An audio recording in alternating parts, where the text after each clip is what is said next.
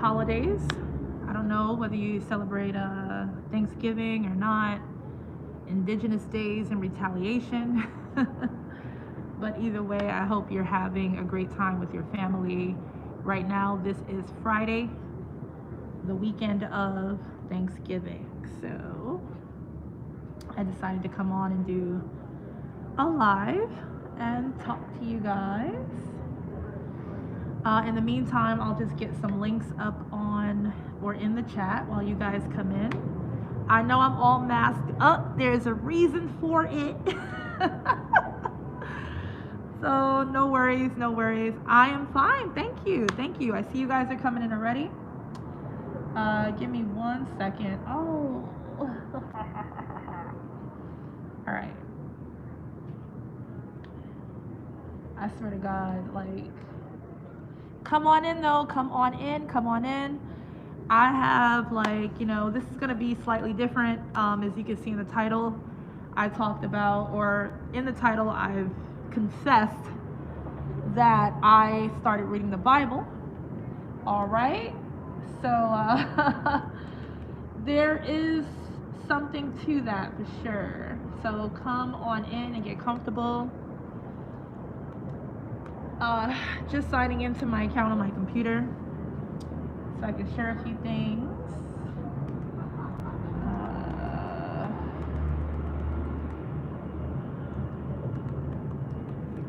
If not, oh well, somebody's gonna have to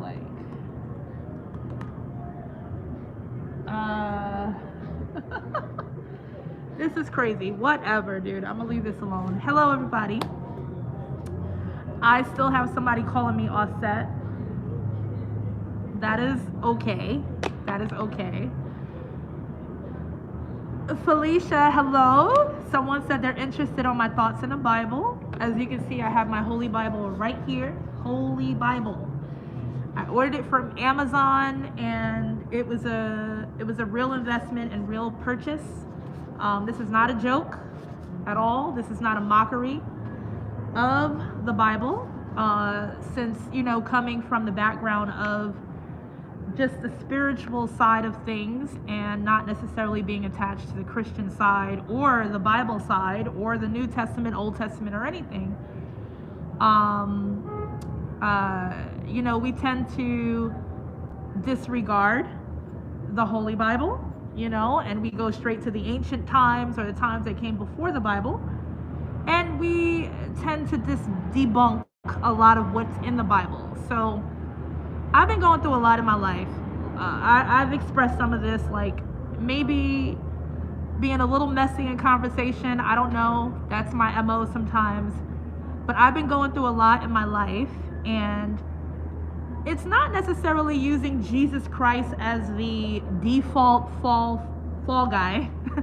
But it's definitely a spirit that does seem to show up during a time of surrender, when surrender and vulnerability and humility, not humiliation, but being humble in thy spirit to surrender to something that seems a bit, simple-minded for the intelligent person that needs help. You know what I mean? Now, first of all, before I get into the whole situation, I'm wearing a mask for a reason.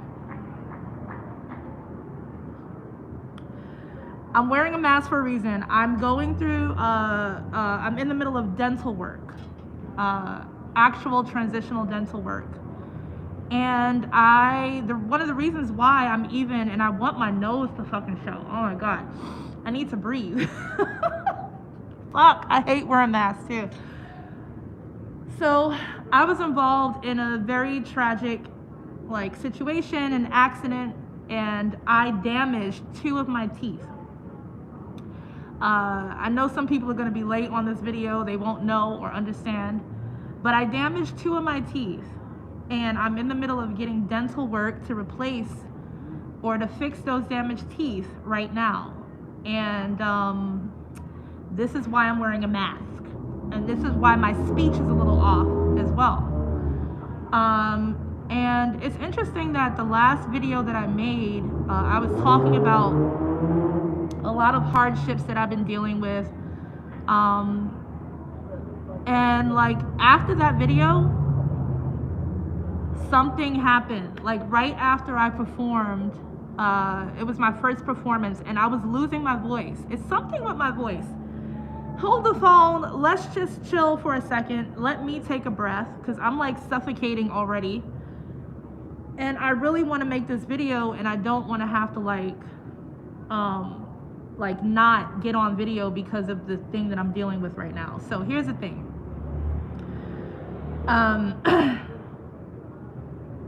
I was talking about there being something with my voice, an attack on my voice, on my mouth area. It is my livelihood. You know, you guys know me from the crown. Everything, whether it be from hair, beauty, the mind, the body, the soul, right? But more so, my mouthpiece is something that has been very important to my YouTube journey and just the journey of how I connect with people. And whether I am singing or whether I am speaking, there has been an anti-level enemy-like attack on my mouthpiece and on my voice lately. And I've been expressing this in a lot of videos. And I don't know, like it's just been elevating to a point where God, and when I say God, and we're going to talk about this, and I'm actually really thinking about prolonging this metaphysical Bible study, non-Christian Bible study on top of that, because this is not from the Christian perspective. This is from the overall perspective of the Bible in general. I am not claiming to be Christian. I am reading the Bible, right? All right.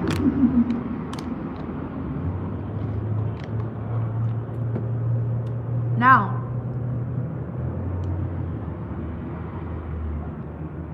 the last video I made, it seemed a bit like there was a lot of distress in that video when I watched it back. The next following day I had a performance, and it was my very first musical performance, and that same night I got into a horrible dispute to where my mouth was damaged that same day. I don't want to talk about it. I've cried myself out of tears. It was shocking when it happened. So I'm not here for pity. I'm not here for, oh, woe is me, poor me at all. Like, please. I'm on it. Trust me. Like, I don't play around when it comes to like any of this stuff. But it has definitely changed a part of my path. In recognizing some of the spiritual detail needed and necessary, sometimes in holy time. And when I say holy time, and I'm gonna put the mask on, but I'm gonna take my time and talk. When I say holy time, what I'm realizing is during this time, other than making this video, this is a time for silence. Like God, because I believe in God. Trust me, I believe in God. And when I say God, God for me is the upper, the heavens, and the lower, the hell. My God is a gray area God. My God in this holy Bible is not only from heaven, he is also from hell. Okay? So let's just get that correct from my perspective, because it is what explains Genesis in the first few sentences of let us make men in our image, or let us make man in our image. So everyone always debates, oh, clearly that's the first mistake. of the Bible is a monolithic belief system that says us or our. And that is because, from my perspective in Genesis, just reading, literally I'm reading the Bible from front to end, beginning to end. I've dedicated myself to that. It is a perspective of my higher and lower being separated. Therefore, they or us or our is justifiably said for one being. Maybe we could call God just schizophrenic for thinking that he or she or they. Carl Scott, I haven't even asked for Cash App or any donations yet at all. And Carl Scott, and I remember your middle name because we did a reading on you, Carl Scott, and you were one of the main contributors. And I don't have your email, Carl. Every time I get a Cash App from you, I can't contact you to say thank you. So Carl Scott, I wanted to give you a huge thank you for your last donation, before the last one. And you've already donated to the Cash App. So Carl Scott, shout out to you. And we did a reading for you, Carl Scott. And I don't know if you went with the other name, Anthony, I believe. But we'll get to that a little bit later. But thank you, Carl Scott. So that reminds me, before I get into, because I'm struggling with my speech right now, before I get into the true word today, may someone please, because I can't log in for some reason, and I still haven't figured out how to put anything in the comment section here. Can someone please type in my Cash App, $Taryn Guy, and I'll pin it to the top of the chat section. Can we do that for me, please? If you would like to donate or contribute to this conversation today, you can donate to Cash App, Venmo, or PayPal. And we're doing readings later on. I have new cards, actually. I actually ordered some new cards. These are golden cards. And they're playing cards because I love reading with them. So I'm gonna do readings with this new golden deck. All right. So if you would like to place your self in line for that, all that I ask for live readings is $20 or more towards Cash App, Venmo, or PayPal, along with your birth date. And you will be on the list for the readings today. So that's that. Okay. If someone can post that for me real quick, could someone type in Cash App $Taryn Guy for me, please? And then I'll continue on with the conversation. I know people are gonna ask about the mask all throughout the video, and I'm gonna tell them they're gonna have to go back to the beginning because, you know. But if someone can do that for me, thank you. Divinity, that is good enough. I will pin that message at the top. Thank you so much. Appreciate you.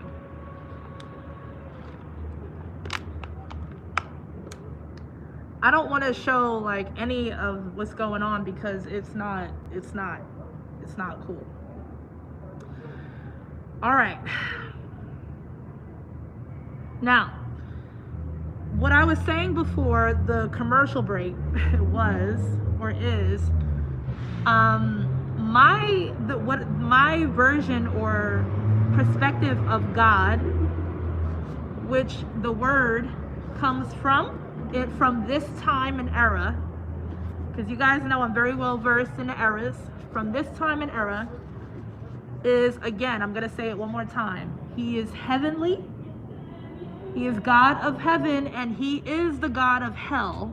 Okay, so the same entity is the God of the upper and lower self. And what the Bible does is describes his upper and lower selves, which is plural, which is why in Genesis, within the first chapter, 1 of 1, is let us create man by our image. He is talking about a multiple part of himself that is indeed split. And the whole point of the journey of life is to get those parts of yourself back together as a whole being in the journey called life. And when anybody is beginning in life as a human being, we are either starting from the bottom or we're starting from the top. We are coming into these waves and frequencies as heavenly beings, or some of us are coming into these waves of frequency as hellish beings. And then there's the gradient scale in between, which is called human life. Thank you, Renee. Thank you for your Cash App donation, 51276. Got you. Thank you, Renee. So that's the first debunk of the debunkers that I want to get into, because I am reading the Holy Bible from an indigo eye point of view. I'm not reading it from my ego. I surrendered. I said, God, like, for real, God, like, for real, God, what the fuck is going on with me right now? What is going on with me right now? It has to change, because I can't continue to go down a spiral of a golden ratio spiral of bullshit when I don't deserve it. Can we break this spell? And I definitely heard start reading the Bible from Genesis all the way through to Revelation in order. If I am inspired to skip around in the Bible, it is through the app. But with the book, read it as a book from beginning to end, even though they're so-called not in order. So this is the update with me, guys, is, yep, I started. And I wanted to share some of my perspective with you guys, because I am still in Genesis. I am still in Genesis, and it is already mind-blowing. So I'm going to get to that point in a second. Let me look in the comments really quick. Today I'm going to take my time, because again, my speech is a little off and the mask is a little distracting. But I still wanted to get this message out. So again, I'm going to take my time, breathe, and read through and see your perspectives and really get into this conversation on a very intimate level with my audience today. So thank you, Sovereign Soul. I guess that was you, and I do have you on the list. Again, anybody that wants a reading later on in this video after this conversation, you can get on the list by simply sending a donation, $20 or more, on Cash App, Venmo, or PayPal. My Cash App is in the pinned in the comment section. You can go for that and just put your birth date, and I'll get to you in order. I am here all day. I might go through marathon mode today, because why not?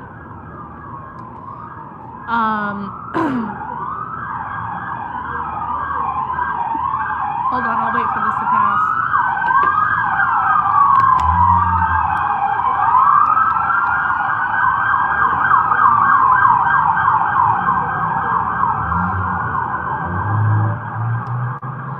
Now, want to be natural before you get deep. How are the children? My children are doing fine. Actually FaceTime my children today. Thank you for asking. I felt like that was a genuine ask. Kendall, I got you. Thank you. I got you, Kendall. Thank you for your Cash App contribution for your reading. Michelle, thank you. I got you as well. Thank you so much.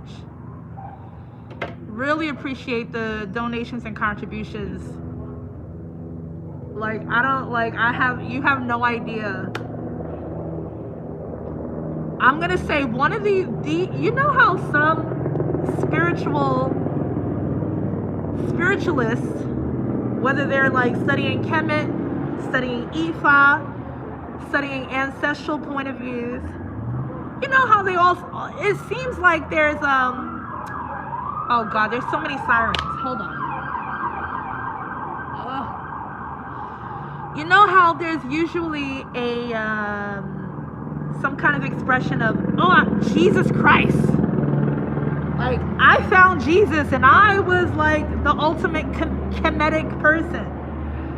I'm starting to understand those what do they call,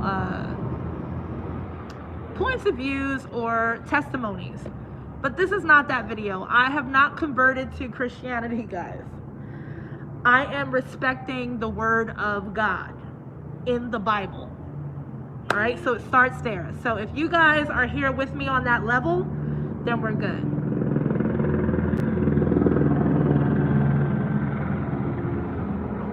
Samuel says, I like the fact that you describe the Bible as a metaphor and not a history. Good start. Yes, so let's talk about that, Samuel. The Bible has no point of view or a pin. Like, you know how we pin on maps? There's a pinpoint of a beginning. There is no beginning point in the Bible, right? So the way that I describe the first couple of sentences of Genesis is the point of view of a mindset. This entire book is mental. This book was written by a mentally ill entity that wasn't ill at all. Okay? Let's just say that. I will read the Genesis 1, chapter 1, first paragraph. This is called the creation of the world. In the beginning, God created the heavens and the earth. The earth was without form and void, and darkness was over the face of the deep. And the Spirit of God was hovering over the face of the waters. Now, the Spirit of God, now I don't think people pay attention to the first paragraph of Genesis 1.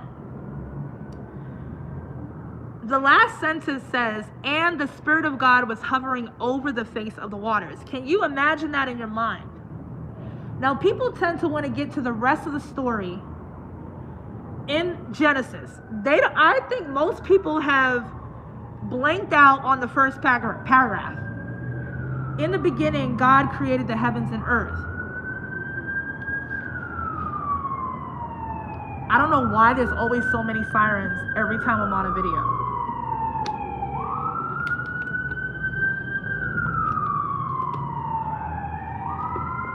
It's where I live, downtown Los Angeles. Let's go.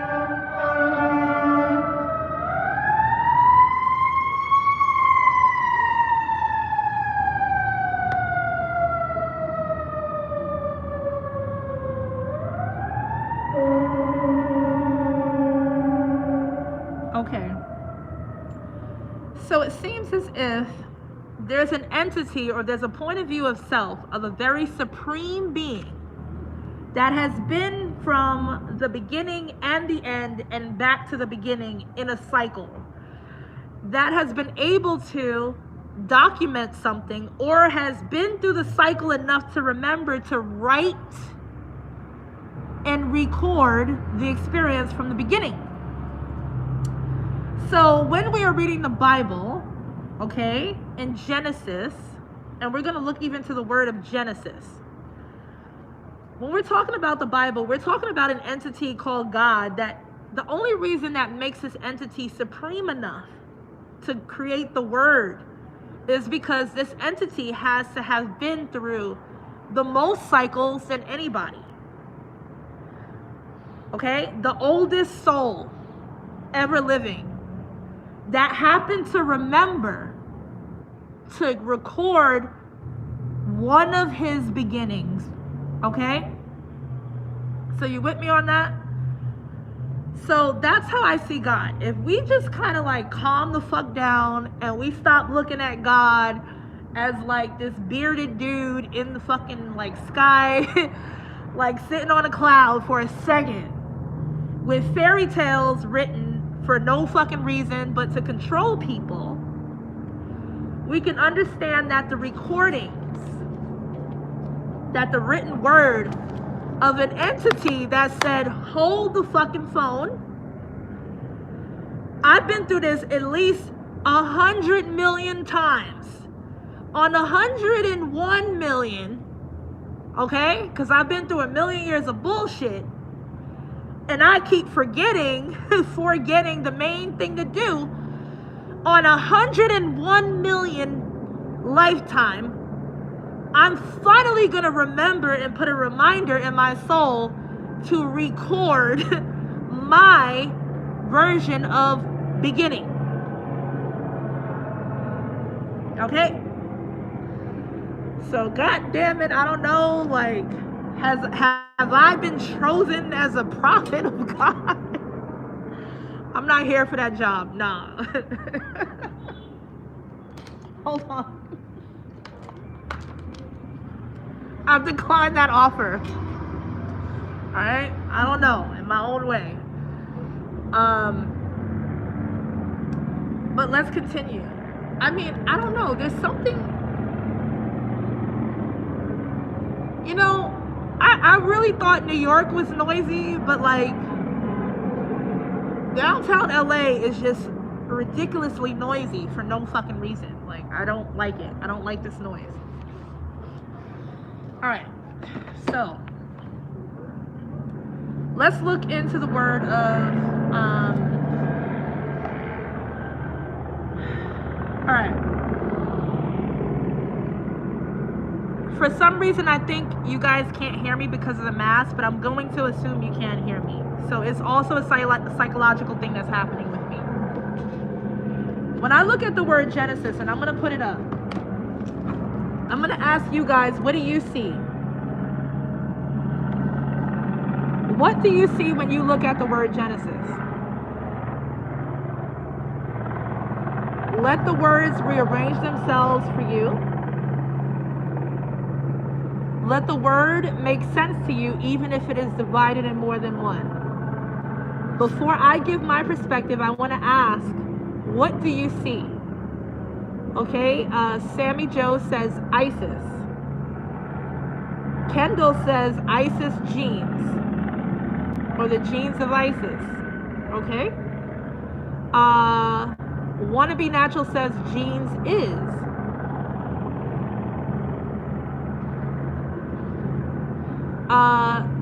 Yashini in the house says genes. Okay. Oh, geez. 333 Dark says dis-ease within our genes. Seeings. Okay, so Shayna, I'm going to answer your question really quickly. I'm going through dental work. I'm in the middle of dental work right now. Transitioning in dental work. My teeth were damaged in a bad situation, an accident, and like a bad situation. I'm gonna say, I don't want to reveal all of my business, but trust and believe, I was a victim, but I'm not acting like one today. And don't worry about my teeth, they will be fine. They're in the middle of getting fixed, and I will have better teeth than I did last time. All right, let's just say that my teeth are damaged right now, and I cannot show my teeth as I speak. So I'm wearing a mask, and I am in the middle of literally transitioning in between dental work right now, making sure that I get my grill fixed. But I wasn't in an accident. I was in a very unfortunate, horrible, bad situation in being a victim of an attack. And I kept telling you guys that I've been being attacked. It doesn't matter, it's not your responsibility to save me, but I've been telling you guys it has not been good for me for a while. And this has been the last straw, and it is the last straw. Now I'm here from point zero of my life, starting all over again with my mouth. My mouthpiece is my piece, it's my holy piece. The word that comes from me it's always been that, you know? So that's all I'm gonna say. So Shayna, I hope I answered your question. It will be much better, yes. Okay. So I see genes of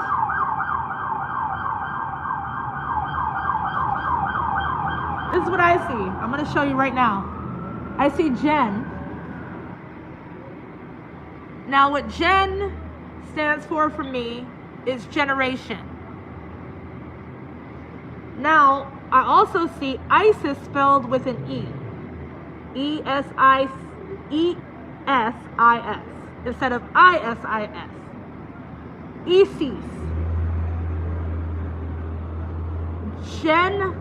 ISIS, generation ISIS. Okay? Which means that Genesis, also cis being a feminine point of view, and anything that ends with the S and starts with a G is both masculine and feminine at the same time. Okay, so a G, a capital G especially, is masculine. It is the G compass. It is masonry. It is the point of masonry, G. And there being a capital S, with all due respect in the Bible, ends with a feminine point of view and feminine wisdom. So G and S are the most important parts. The beginning and the end will tell you the entire story of the entire Bible if you look at the word Genesis in shortcut. If you want to know the entire Bible without having to read it, the G is the beginning and the S is the end. The G is the masculine and the S is feminine. Genesis is the merging of both, hermaphroditic, hermetic. Genesis is a hermetic story, which is why nowadays they have people calling themselves they or them or us. So you can actually, without being placed in a mental hospital, you can use the pronoun they. You can use the pronoun us, because it has come back around to the point of Genesis and Revelations. It has come back to the point of both working together in one body. Okay, so there we have. I just wanted to get the perspective on Genesis, and I'm glad that I was able to do that, and you guys are on point, on point. So I just want to let you know that the female is not left out, because a lot of the I should say rudimentary Christianity. Please forgive those that do not understand further than what they do not understand. But if they are sharing the word in kindness and purity, even if they do not understand the high level of intelligence of the word, please forgive them for what they do not understand. But what I am saying right now is Genesis was written by a hermetic being, a female and male, a very well-balanced, high supreme being that did not forget to write and record their story this time, which is why the Bible is younger. The Bible is younger than most recorded other entities, such as the Kemetic, the Mesopotamian, the Aztecs, the Hindus, the tribes in Africa, the tribes in South America, the tribes in Russia, okay? Like, so many different tribes are way before Genesis. And it's just that this particular entity decided, okay, a little later, just like the other supreme beings, to finally record. All right? Thank you, Kendall. Thank you for reiterating the message. Donations are welcome to $Taryn Guy. Thank you for that. Thank you. And you probably got a glimpse of my teeth or my tooth.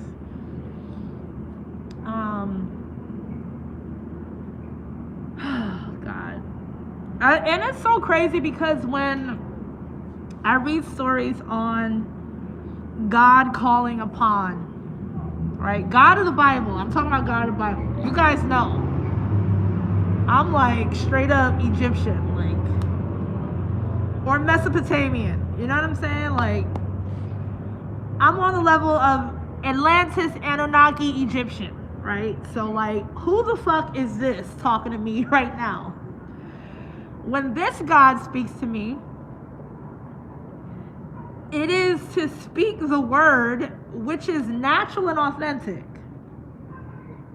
through a point of trauma.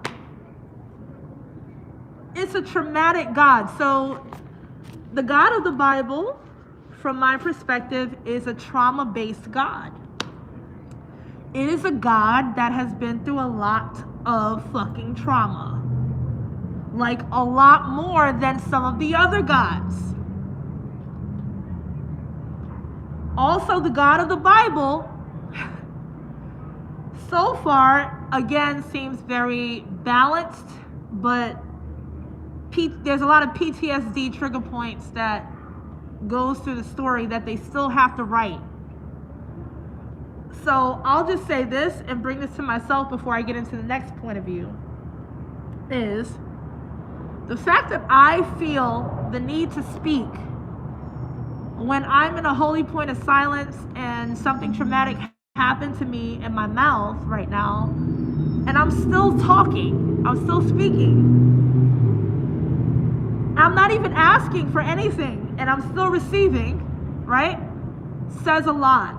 It says a lot about the point and state of the mind state of the Holy Bible God. So I'm going to take a breath for a second and breathe. Thank you. Thank you. Yes, it's new hair. My hair is growing underneath. It's grown a lot. That's also another point in my story. But yes, I am no more cutty, no more scissors, no more anything. So that's the goal. Now, I want to show you my Bible,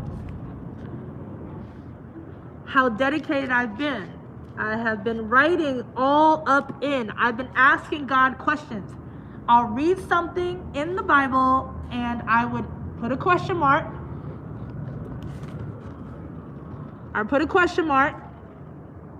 All right, and I'll ask a question and I'll get the answer. So what I'm gonna say to you guys first, and I don't know, because it's been a while, I've been doing this for so many years that I don't know how far people have evolved, right? And the Holy Bible is not a de-evolution. Sometimes it is an evolution for some people. So maybe some of you are here too. So what I suggest, if you are reading the Bible as a spiritual person, mark your Bible up. Mark it up. Write whatever you want in the holy pages, because it's what makes this Bible yours. And you ask a question to God. Nothing's too crazy, nothing stupid.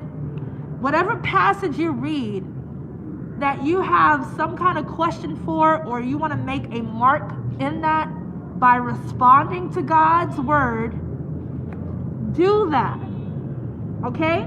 Because even the types of pages that are written, like these types of pages, this reminds me of tracing paper. Remember as a kid when we would get tracing books and we would have an image and we couldn't draw, but we can trace? So we had a thin sheet of paper over a drawing and we were able to trace and make it seem like we drew it, right? So the pages of a real holy, like a holy Bible, or a holy book, I should say in general, it's so thin that it's like tracing paper. So the point of this is to not trace, but it's to trace your DNA. It is tracing paper for your spirit. So I'm writing and I'm like all around the rims of these papers, this thin holy paper that can rip very easily. I'm writing on this shit like I'm tracing my spirit and my soul. I'm not tracing nothing that's written. I'm asking questions. I'm disagreeing or I'm agreeing with something. Yes, Kendall said trace or track. Exactly. So tracking, it's a tracking, it is an old school way to track or trace yourself through a word that you have not written, but something that you are reading with the indigo eye enough to alter, you know what I mean? And to allow those alterations to morph into a real holy experience that is individual. Okay? I did not know it was going to be this difficult to talk. Oh my God. Wow. Okay, so next, what I want to say is, before I get to the readings, and I'm going to take a little break for a second, because I wrote this down in my notebook. Guys, I'm on it. Like, I'm not lazy. I'm not sitting on my ass doing nothing. When I tell you, like, I'm in the works of faith, I am. And I'm just figuring out my way to do it, you know? What I'm going to say is, so far, I'm still in Genesis, and this is my thoughts so far written in word.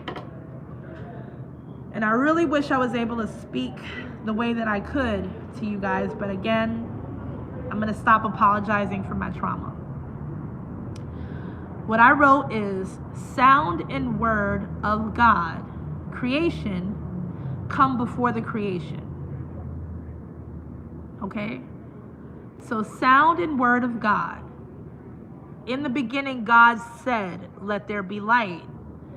If God said, let there be light, that means that the word or the sound itself, or even the thought, was more powerful than the ending part to create the creation.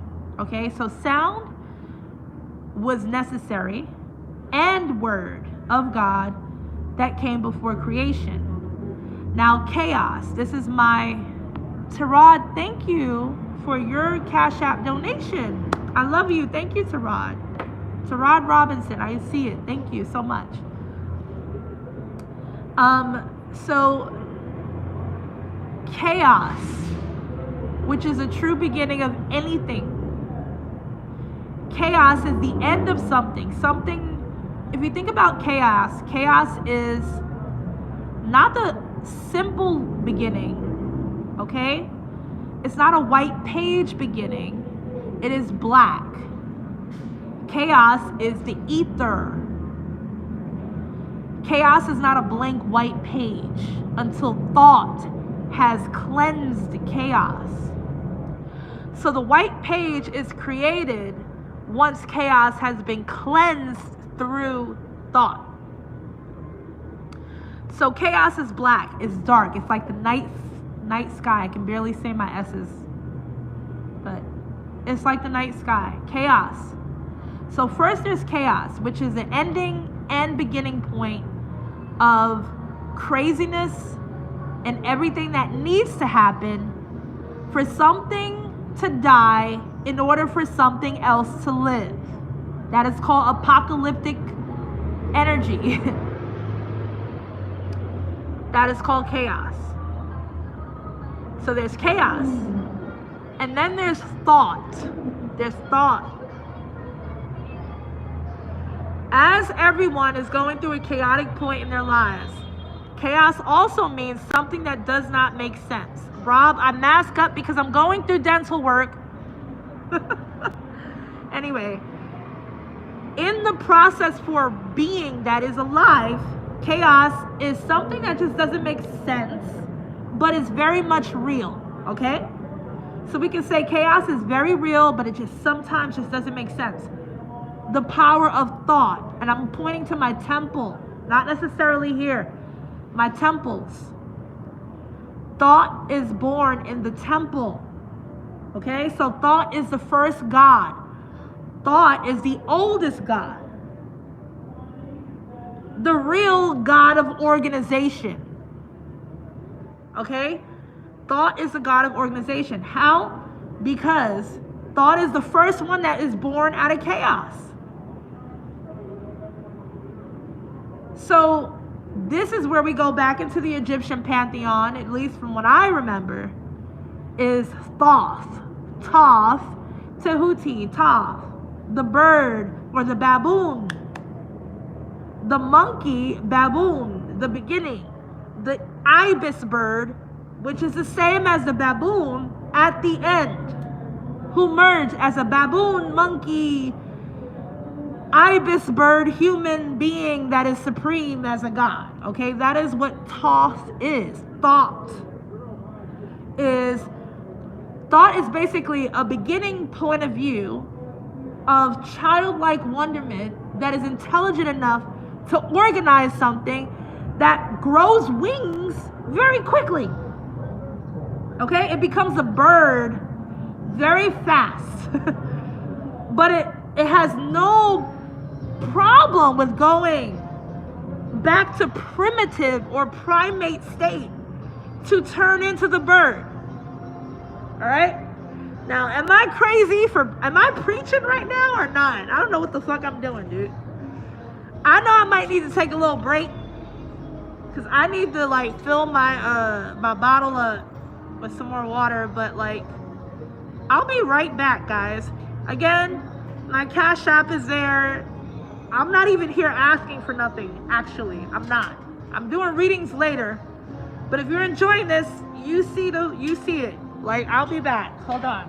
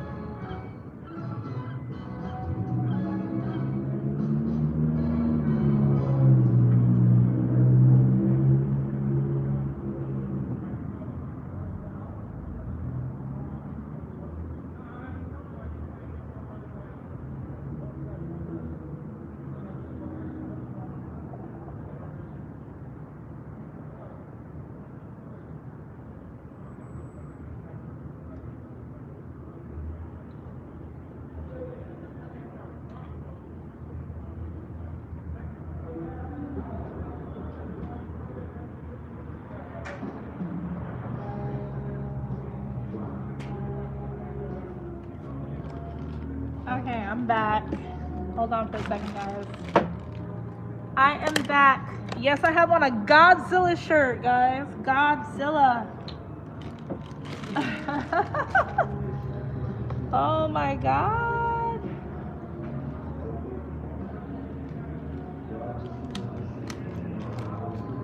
Okay.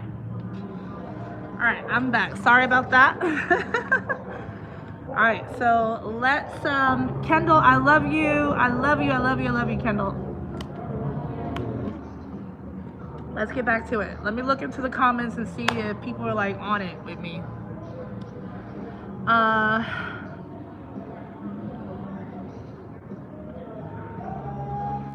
King James, yes, it's a King James Version Bible. Oh no, actually, wait. It says it's the English Standard Version, so it's ESV. I don't know, is that the King James Version or not? I don't fucking know. English Standard Version. I don't know. I just ordered this book. I went a very simple Bible. I don't know what versions I was looking for, but like I trusted whatever I received, and like I'm marking it up. You know what I mean? All right, so let's continue down because these are my notes. You know. All right, before we get to the readings. Okay. Now, thought has now become organized. So I already said chaos is everything that is ending, everything that is beginning, things make sense, and a thought has to come in to organize the chaos. So thought becomes the oldest and the first God, which is a God of knowledge, okay? Knowledge and wisdom, because knowledge or thought or Thoth knows how to pull from wisdom and create organization before the rest of the civilians or the others are able to organize themselves. So Thoth, the Atlantean, or Thoth, that entity is always first in organized power, which places him as supreme way beyond the fourth dimension. Like, he's supreme at like 8th dimension before it even rains down to the supreme civilian beings like the royal families on earth and the rest of the people and the families and the groups and brotherhoods and fraternities and sororities. Like, Thoth is already organized with his own seed before the rest of anybody is. Okay, so that's who Thoth is. Thoth is in the fucking Bible. Why? Because I said so. Because clearly God is thinking. God is clearly making organized plans. Let there be light. Let there be dark. Let there be this. Let there be that. Like, he's already knowing a blueprint of something. Okay, hold on. Let me open this shit up. Oh, thank you, Kendall. So yes, Lumberjack, if you would like a reading, which I'm doing after the word. After the word, I'm doing like a few readings of whoever is in line for that. $20 or more would get you a reading, a personal reading, on like live. So all you have to do is either donate to Cash App, Venmo, or PayPal, whichever is your preference, but make sure you put your birth date in the donation part, in the point of notes, so that I can make sure that I understand and, you know, your numbers, and I can do your reading properly. So Yashimi said nobody heard God say anything. I'm gonna keep that in mind. Yashini also said TH oath. Thoth. Okay, so Yasini, what I'm hearing from you and what you're saying is this can be a personal oath. If you personally hear God speak to you, and you can take the word personally without anything being external and create a relationship or an oath in the same way, but just in a different way. Because you're right, nobody heard God say anything unless you are okay, I'm gonna get into this conversation for a second. Unless you are humble enough and taking away pride and not afraid to see another human being as a version of God. So, for instance, I don't celebrate people in the highest honor of God, but I do celebrate very certain and specific people, celebrated people that are very close to the throne. And I hear them because they make the art, they make music, or they make movies. Celebrity, not a popular person. They are called okay, Yashini, they're called stars for a reason. You don't call a person a star if they're not close to God. Correct? Where did this whole idea of being a star come from?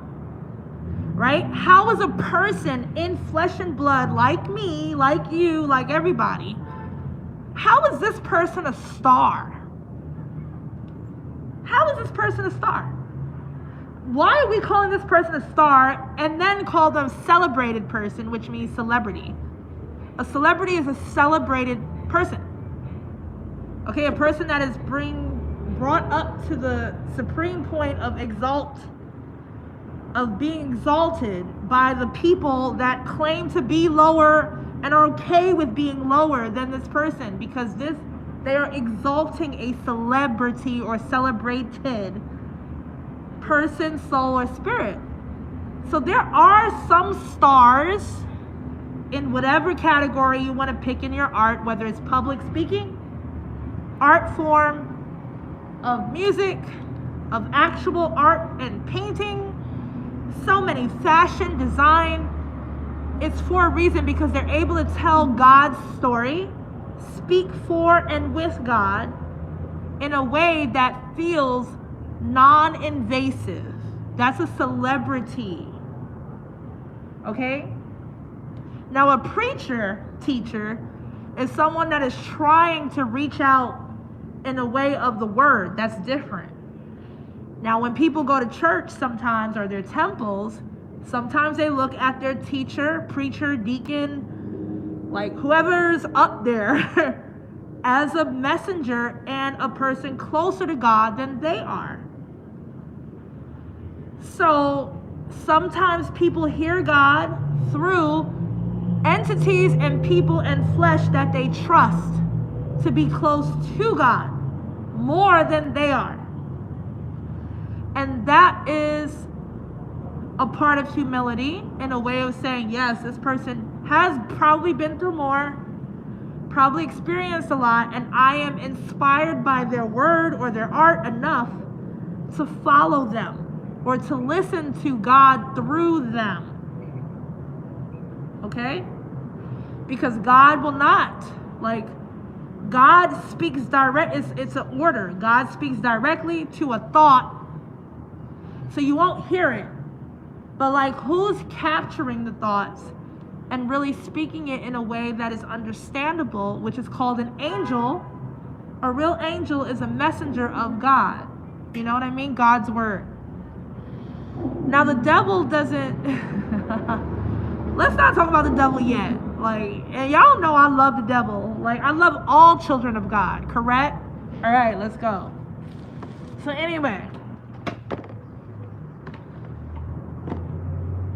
this is what I'm saying. So there's creation, there's chaos thought, organized thought. Then there's word and blueprint. So when thought speaks and thought talks, when thought makes a sound, like a bird, a sound. When thought makes a sound, it creates a blueprint. And thought has to always speak carefully, because blueprints are created through sound waves, thought, and intention. So even if you don't know what you're thinking, if you're not anybody could create a blueprint of a fucked up life, of something that doesn't make sense. You can hire the wrong person to be an architect for a building that you have vision for, and the measurements aren't correct. You know what I'm saying? So that doesn't mean anybody can do this, but who's doing it properly? Okay?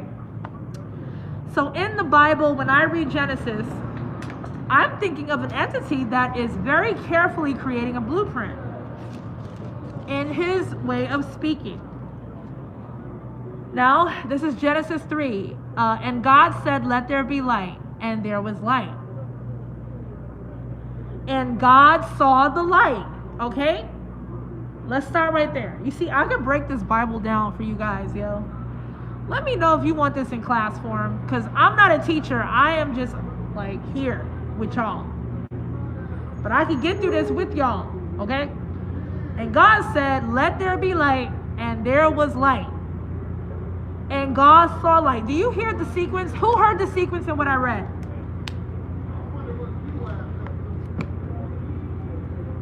Kendall, did you hear the sequence? I'm going to say it one more time. God said, let there be light. That's sequence 1. He said, let there be light. Sequence 2 is, and there was light. That's sequence 2. Sequence 3 is, and God saw the light. And God saw that the light was good. So he had to say he wanted it. He had to let it be light. And light had to present itself to God for God to even see the light. So like sight is like way later. Sight is later. Yo, Genesis is genius. Oh, that's also what Genesis means. Genesis means genius. The genes of us. Okay? No, I'm gonna fucking like, I'm going to be a defender of the Holy Bible because I'm impressed by the first 2 paragraphs of Genesis.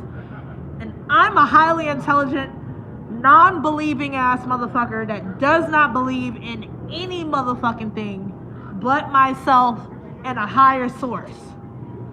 And I'm reading this shit, and the first 2 paragraphs are already impressive from my point of view of understanding.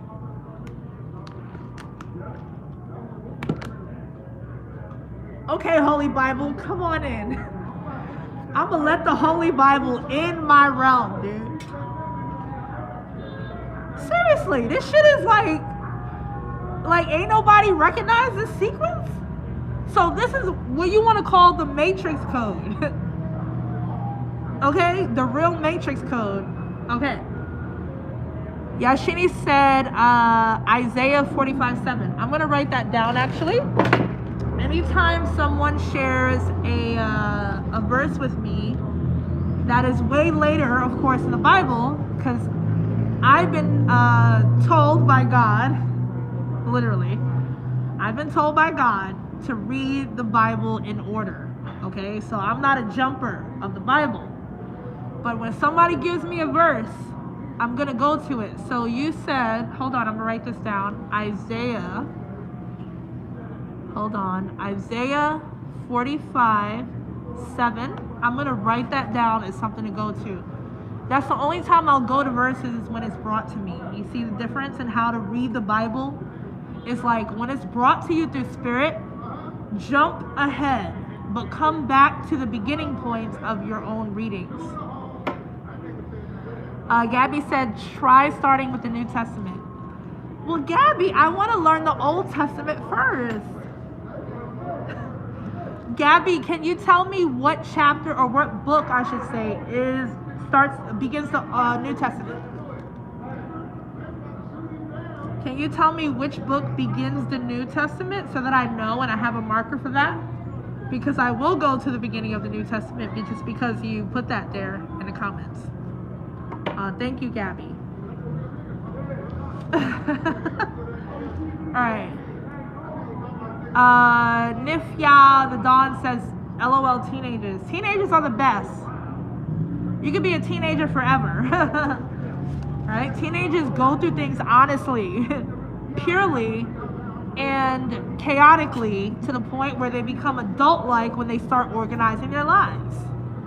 Alright? So right now I guess I am kind of acting like a teenager, but I like it. I like it. And it brings the youth fountain, or it brings youth to me because I am coming from I've gone to the old point of view of wisdom, and it feels very tiring. It's not inspiring there. It feels like death. And coming back to a beginning of something or a chaotic point of something, even in a simple word that is very complicated, that is teenage-like, is bringing youth and life to my spirit. So like, there's nothing wrong with that. You know what I mean? It's like bringing youth back. Youth is a good thing. There's a difference between wisdom and getting old. Now, if you are too old for something, you choose to peacefully retire. whether it be life itself, a job, a relationship, a cycle, elderly or the elders are choosing to retire. For instance, Quincy Jones. Now, no, everybody has their conspiracies about Michael Jackson. Michael Jackson wasn't ready to retire his spirit, but he was ready to retire his appearance. So Michael chose to leave. Please. Oh God. Michael, I told you guys in another video, if you really follow me, Michael Jackson is the actual moon satellite fucking like thing. Like, Michael is the real overseer of the lunar point of view. Michael Jackson did not get murdered. He can't get murdered. No one can kill Michael Jackson, okay? Michael Jackson said, I'm out because this shit. Michael Jackson couldn't even sniff coke anymore. That's a joke.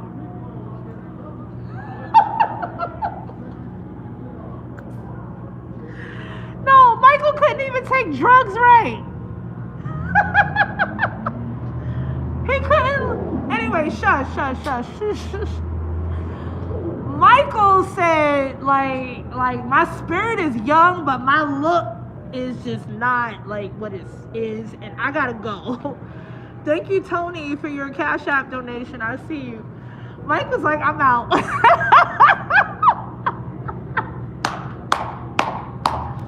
Mike was like, oh my God. Mike was like, I can't breathe. I can't do anything. And Mike was like, yo, I gotta go. Like, and that's what Mike did. So Mike was an elder that retired. Trust me. Mike is happy. When I say MJ is happy in his death, please don't feel sorry for MJ. MJ is happy as a mug, like right now, like he's happy. Now, Quincy Jones is just another like soul that lived a very long, prosperous life, purposeful life, that was considered another elder that just got really old in like real time, flesh time, where he's just like, I gotta go. Like so sometimes older people like 80, 90, 100 years old, they had their spirits are still like 21. Their spirits feel like they're still in their 20s, like not even 30s, dude. 20s. Quincy Jones had a 25-year-old spirit that said, nigga, I can't express my 25, 21-year-old self in this motherfucking 80-year-old, 91-year-old body. So Quincy Jones decided to go, okay? But the question is, when you decide to go and you go, what's going on that systematic side of death, okay? To be continued, but trust and believe, MJ is looking out for his boy Quincy. Trust me.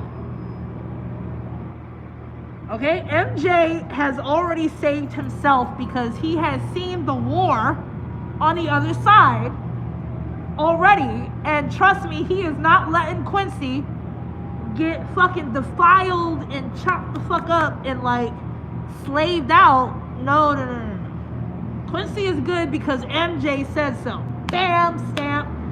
That's a point of family and stamps of verification.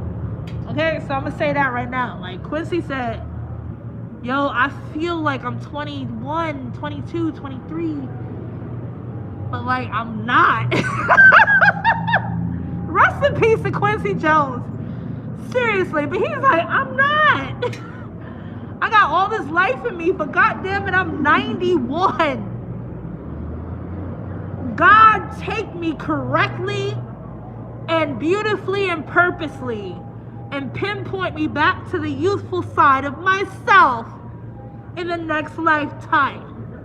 Okay? That's how the royals do it. That's how supreme beings die. Okay? Alright. Anyway. Hold on. Let me look in the comments, because, like, the first 5 books of the Old Testament is the Torah of Judaism. The Jewish Bible. I do understand that. So I guess right now I'm a Jew. I guess I'm Jewish right now, because I haven't gotten to the New Testament. I am not claiming to be a follower of Jesus Christ yet. And guess who told me that? Jesus. Jesus told me not to follow him until I get to the fucking story, dude. I'm not Christian right now. I'm reading the Bible, and like I'm starting from the beginning, and I am starting from a Judaism point of view of the Old Testament. I guess I'm in a Jewish state of mind. I'm not even claiming Jewish.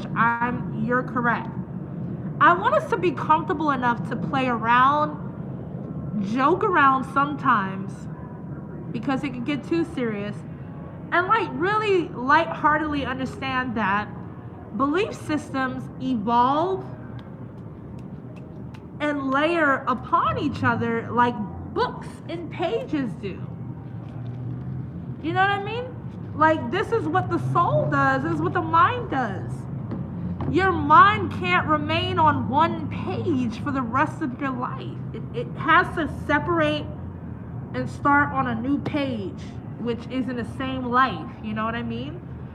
So there has to be a point of evolution in some kind of way to create another page to create your book. Because if you do one long page, that's called a scroll. And a scroll even has a limit, because the god of the scroll is Thoth. And once Thoth gets bored with your one pager and he cuts that shit, your life is cut short. Don't do that shit.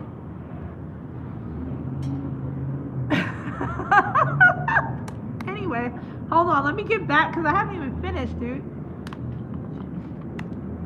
And let me charge my phone, because I don't want it to die prematurely. You know what I'm saying? Like, when I say I done been through the ringer, you guys have no idea, dude. And I got no tears right now. Like, no more. Because I know God has me. Like, and God gave me instructions, dude. God was like, do what you do, but do it through the word. And I'm like, do you know who I am? God, like I'm older than you.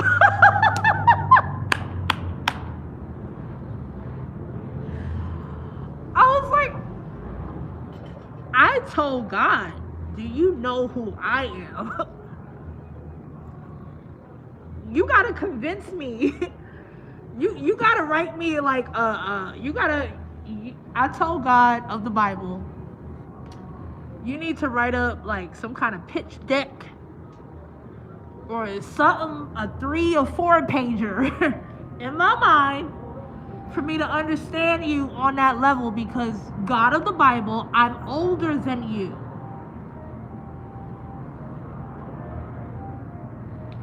But I understand that I'm in human flesh, God. I understand that I'm a girl and a woman here, God, on planet Earth, God. I understand that I signed a contract with my soul to even be here, God. I understand that I lost a lot of my memory of my holy side, God. And I understand that I need you, God. So, wow, I accept. Humbly and non-refutely. So as it can be like a joke in the beginning, it's not a joke. When God reminds you that you are still flesh. Now, I am a goddess. No. I don't give a fuck how many motherfuckers on YouTube or TikTok or whatever fucking platform nowadays claim to be gods and goddesses in human form. That's nice. I am really a goddess in human form. Like, I'm really a goddess in flesh.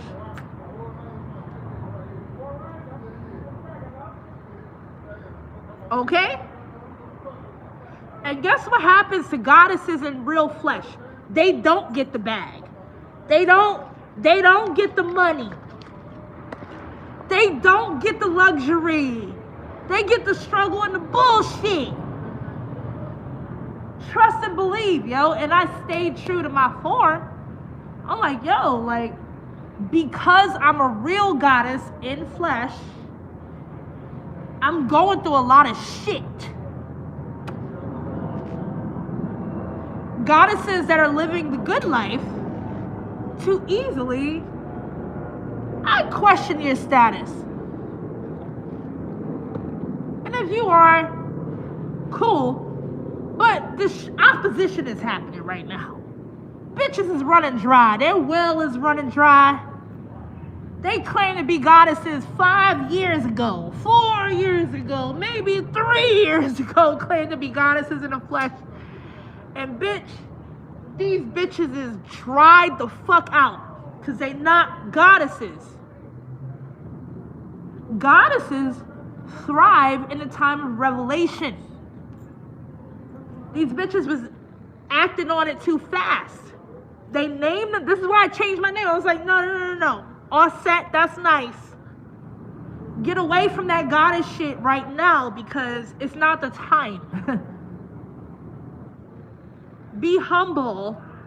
Go live your life and figure that shit out. Don't be on these fucking videos claiming to be and then claiming a name and summoning a name like Osset. Ast. Okay? Who has a husband, by the way. She's married. Alright? Don't claim that shit before your time. You'll fuck your shit up. If you're lying, you'll fuck your life up, dude.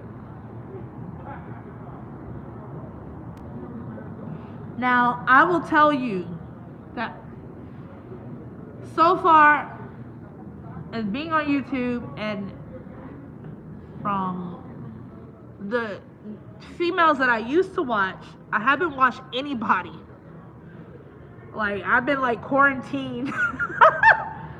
I'll tell you, there are like at least 2 goddesses that I know that are other real goddesses up in this motherfucking bitch that I know as a sister for real, okay? Listen to them, and I'm gonna let you know who they are. I don't care if I cause drama up in here or not. So there are 2 other goddesses on the platform of speaking out. I'm not talking about personal, because there are people watching, there are women watching that don't talk, that are also on the level, okay? So please, my ego is not that big. It's not about YouTube. I know goddess forms in different wavelengths. I'm talking about the public speaking wavelength. I know that there are goddesses that don't publicly speak. They publicly sing. They publicly paint. They publicly walk out their homes and exude an essence of a goddess. And they're not popular or well known, but they are seen and felt in their communities, okay, locally. So there are different forms, okay? Goddess energy does not get, it's not limited and it's not egotistical. So you can't claim goddess and not be able to go through the trial and tribulation of what a goddess has to go through. I'll say the names. You guys might be surprised on who I say I feel are real goddesses in human flesh as public speaking on this platform that has made change in people's lives. What I'm going to say is, what's her name? Ashira. What's her name? Ashira something. Could somebody say her full YouTube name? Because I haven't watched her in a while, but I've watched her and I know another goddess, yo. Ashira, which is a goddess name. Is that her new name? Ashira Star Goddess. Alright. I know she's a real goddess in human flesh. Okay? And guess the second one, and there's 3 sisters, and I'm not here creating rituals and shit, and I'm not trying to attach myself to their energies. Trust me, I don't need to. And no goddess needs to attach themselves or merge with another goddess. Because the whole point of being a goddess is that your 3 is merged as 1 on the inside, which makes 4, which makes 5. Okay? So cool. The other one, y'all gonna be surprised. I don't know, might be, but Flurburn, yo.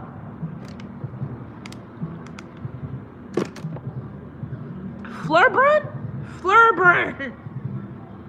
I have not listened to her in like 3 years. 3 years. Flurburn. Does she still make YouTube videos? Does she still make videos? I don't know. I have not looked it up. Flurburn.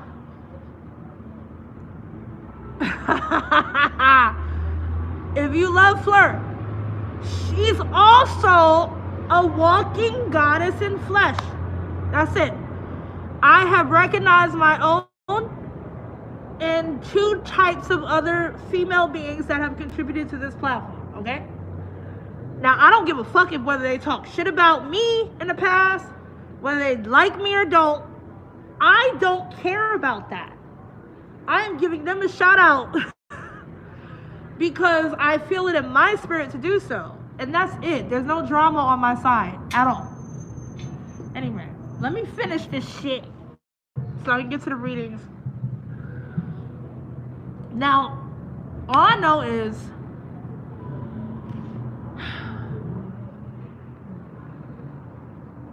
and people are saying that they love them both.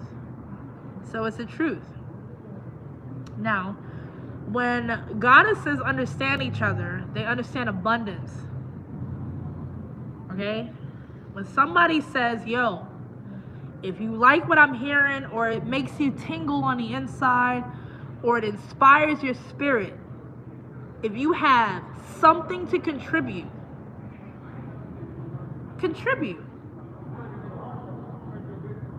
My Cash App is pinned as Taryn Guy. You can see it in the chat section, Venmo or PayPal, because these goddesses do the same thing for whatever, super chats, Cash Apps, or whatever. They do the same thing, and it's well deserved. And this is not a contest on who makes the most money, but I think I'm in the realm of deserving to receive. Okay? Because I have fun with you guys. Like, I'm real with you guys. I don't play around, but I do. But I'm very serious about this work.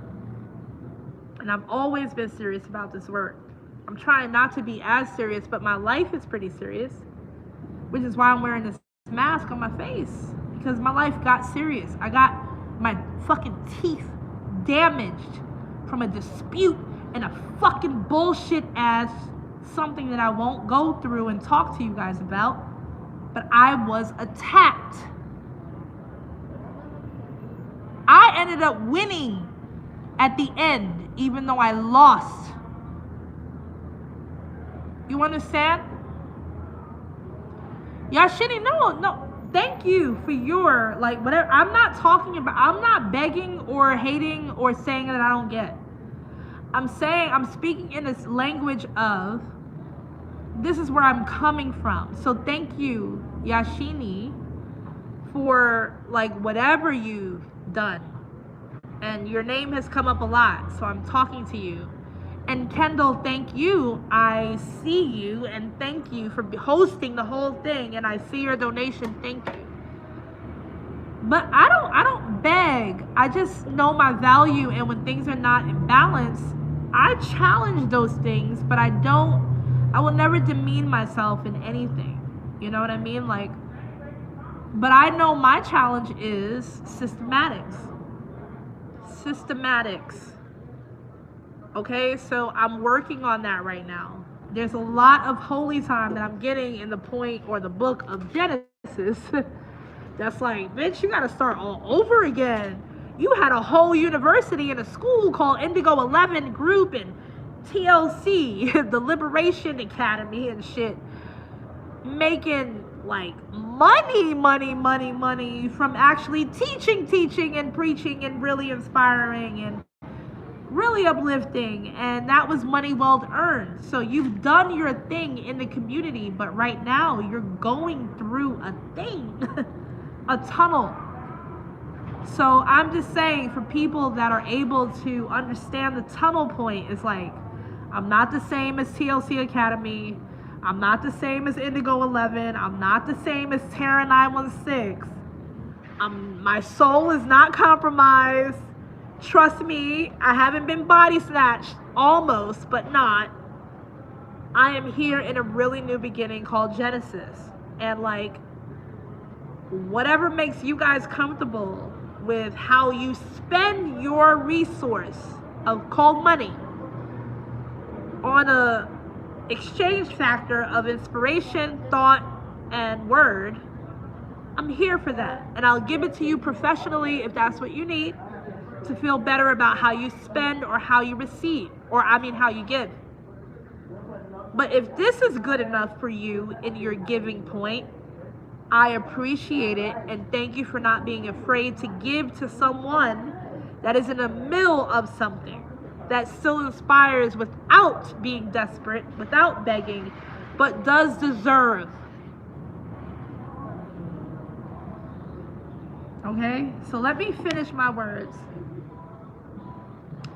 So after thought, the God of thought, which is Thoth, and wisdom and knowledge, there's the word, there's a speaker, which is the blueprinting. Now, when you create a blueprint, when you're an architect, before you create the building and before you create the model, okay?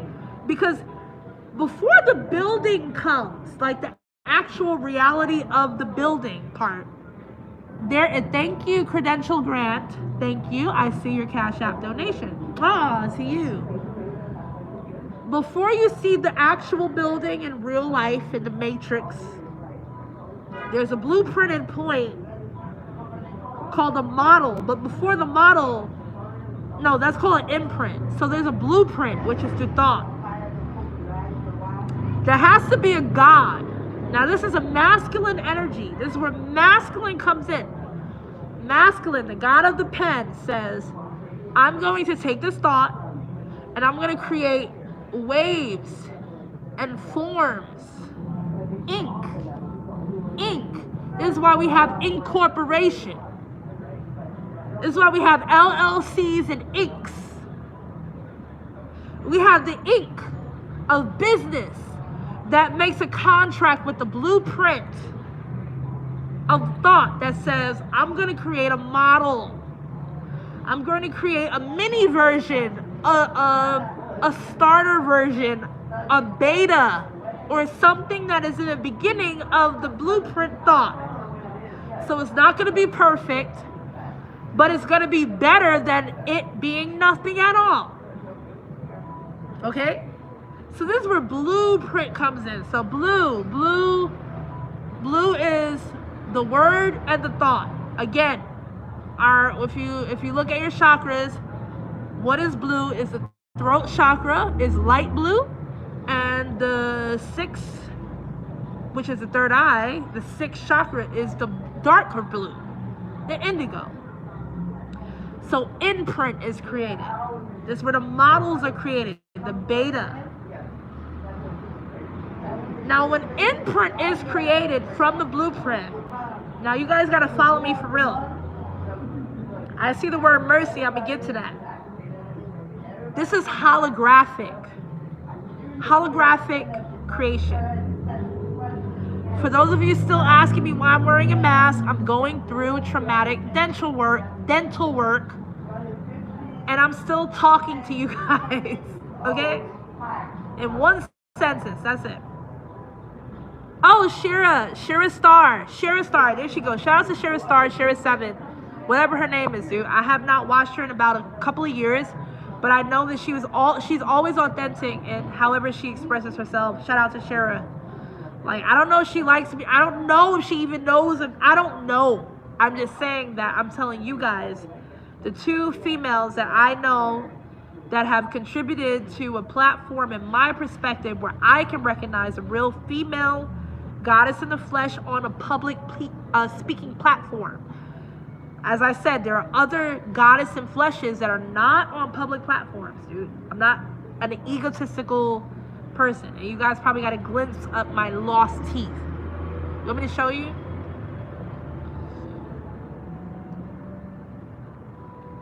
There you go.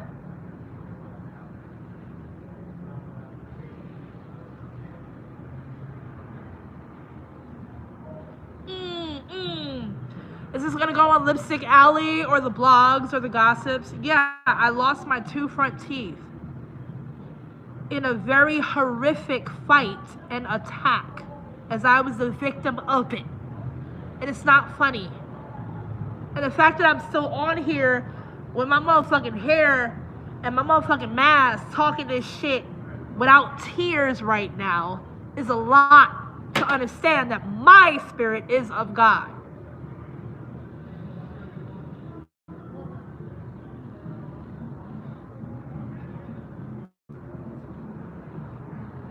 You guys have no idea. You guys have no idea. I've told only certain people in my life. And I was not going to come on this platform showing this like that. But I just did. And if motherfuckers make fun of me, I don't give a fuck. I was attacked. Literally. Almost died. Luckily, I didn't lose my life. I lost my teeth. Which I can get back in a week or 2. And look even better than I did before. You understand? I'm not joking. Why would I do this to myself? Somebody did that to me!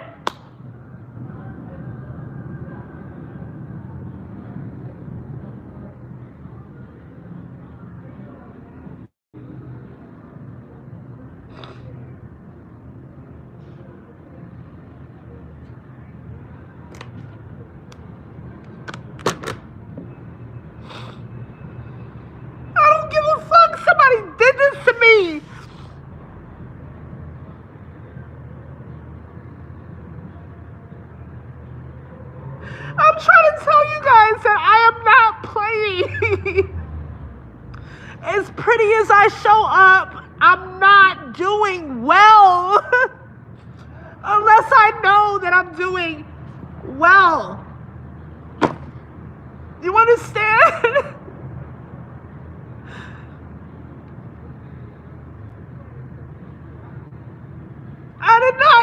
I did not come on here to cry or to talk about this at all, but it got revealed. It got revealed. You guys see what happened to me? This is what happened to me.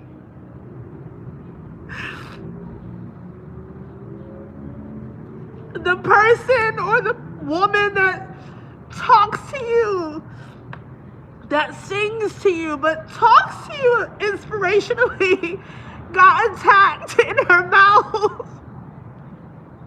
And they told me not to talk no more. They told me to shut the fuck up. You guys don't understand. It's a real fucking operative game out there. They told me to shut the fuck up. And I'm still not shutting the fuck up. I don't give a fuck if motherfuckers post this on a blog. I don't care. I don't care. I'm not on that level anymore. There's so much shit that's talked about me that I don't care. I'm a great mom. I love my kids.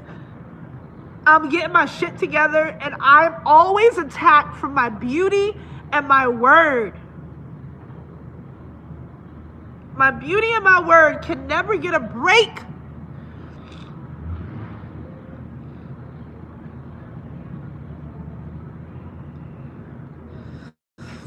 I got low-level insurance, possibly being approved for this shit. I gotta wait 2 to 3 weeks to see if I'm approved for my fucking teeth to get fixed. And do you see me here asking you guys to help me for that? No.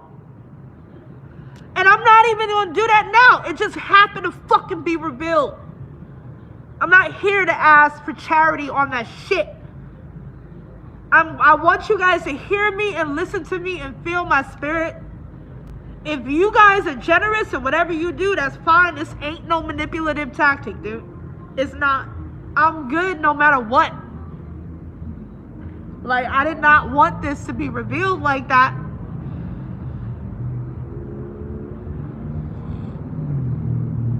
But the whole point and the whole thing of what I was trying to express, what I've been trying to express for this past year, is that beauty is the target for unbeautiful. And I'm not talking about appearance. Appearance is the cherry on top. I'm talking about spiritual shit. Spiritual beauty, especially in the feminine, is attacked because we're too wise, beautiful, intuitive, and non-controllable that our appearance has to be punished because we are who we are. And in the times before this time, we were rewarded for being wise and knowledgeable and sexy and beautiful all at the same time. But in a world where we live, where we have to choose between knowledge, wisdom, understanding as females and appearance being altered to make us ugly because we are wise, wisdom is ugly to certain types of fucking beings. And a lot of them are male. A lot of those men that you guys listen to, and I am not a feminist because I have sons, 3 sons that I love very much, 2 adult sons and 1 child's son. A lot of these men in the spiritual community want us to dim our light, lose teeth, lose hair, get cancer, lose money. Because if we don't choose to marry them on a Wednesday, if we don't choose to fucking pair up with these niggas that speak on Kemet, they speak the spiritual word, but they need the key. They need the fucking female. But she can't be too beautiful and too dependent on herself without him. That's a problem. And that's what's going on in the spiritual fucking community, yo. And somehow I catch the ricochet too. I'm like, yo, I'm not even a part of the community, yo. Like that no more. Don't nobody talk. I don't give a fuck no more. But like, yo, it affects me because we're all a part of a DNA fucking link, dude. We're not a hive. We don't have HIV, nigga. We are not a part of a hive. We're just DNA connected from an ancient point of a story that has to be told. These Kemetic ass motherfuckers speaking shit. They listen to the females and they fucking steal from us and tell us to be quiet or be ugly. Be ugly or be quiet. Because when you're beautiful and you speak your fucking wisdom up on this fucking platform of whatever the fuck, thank you, Soulflower, for your Cash App donation. $512.89. I got you because I am getting to the readings.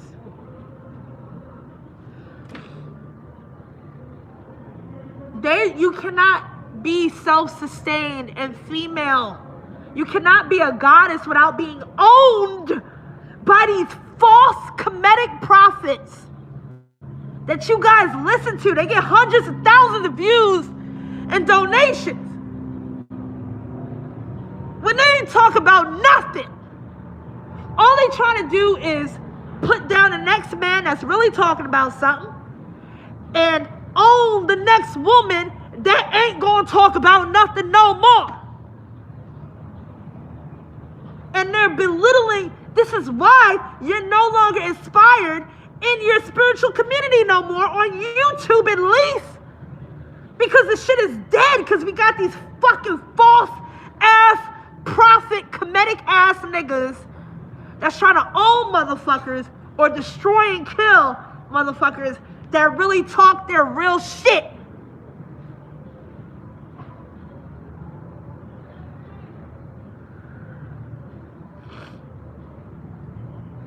Now, when I talk of Egyptian, that is not the cult of Satan.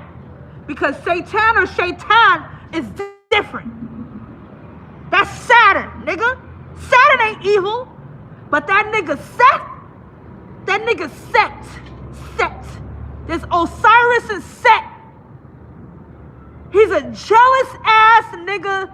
It's a jealous god, a jealous entity, a jealous brother who can't get it ever. He can't get pussy.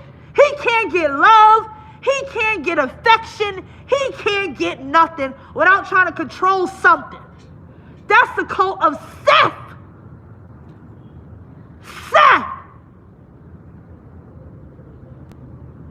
Osiris's brother is Set, who killed him and cut him up in 14 fucking pieces. Those are the niggas y'all listening to.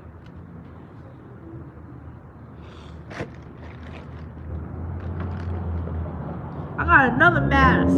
You see how this mask pop? Fuck out of here. I got another one, nigga. More powerful. Fuck y'all. Anyway, y'all done got me into some other shit because my teeth was revealed. And I know how niggas talk shit on the internet and they don't understand nothing. So they'll create a storyline behind what I'm going through and tell me I'm on crack, I got AIDS, I'm doing this and I'm doing that, when I'm not. I am literally in a holy fucking place in my life. Literally, when I go out dancing, it's to dance. It's to listen to fucking music. Nigga, I got a whole album out with 16 songs that I made by myself. I taught myself how to fucking engineer. I freestyled 98% of my album, and I made one, a body of work by myself. I was focused, without even thinking about getting paid or getting a deal or nothing, without compromising my soul. And my album is good. I got fans that I don't even know listen to my shit. So I'm on a music side already here in Los Angeles too. But I still come up here on the fucking YouTube shit. And they still trying to enslave this. They still trying to take this shoulder. I told you guys, I got a tap and my shoulder is bruised, yo. You see it? It's like I got vitiligo like MJ, dude. This shit is light. Now it's lighter than the rest of my skin. On this shoulder, dude. These niggas don't stop. All they do is worship female goddesses to contain them in a fucking bottle or container. And they keep them there for ages, dude. It's abuse. It's called real human trafficking, nigga. Fuck these Kemetic ass, fake ass niggas, yo. I can't stand them. That's why Jesus, my brother Jesus, fucking called me up on a motherfucking phone. Fuck out of here. My brother, yup. If Jesus had a sister, guess who Jesus' sister would be? Guess how she would talk? Guess how she would walk? And guess what she would look like? Fuck that shit. Jesus said the same shit that happened to me ain't gonna happen to my sisters. Ain't gonna happen to the female side of me. Jesus is actually fucking real, dude. And I'm talking on a whole other level, not no Christian fucking level. Fucking Christian. How the fuck can Jesus be Christian when the shit happened? The whole religion was created because of his death. When Jesus is still alive. Jesus said, nah. My sister ain't going through the same shit I went through. So I'm going to call my sister up. And I'm going to make sure she stays in flesh. Well, I have no other choice but to stay in the fucking spirit. Because I died. I'm not a zombie, nigga. I ain't come back. Jesus ain't fucking resurrect on the third day, nigga. Jesus died.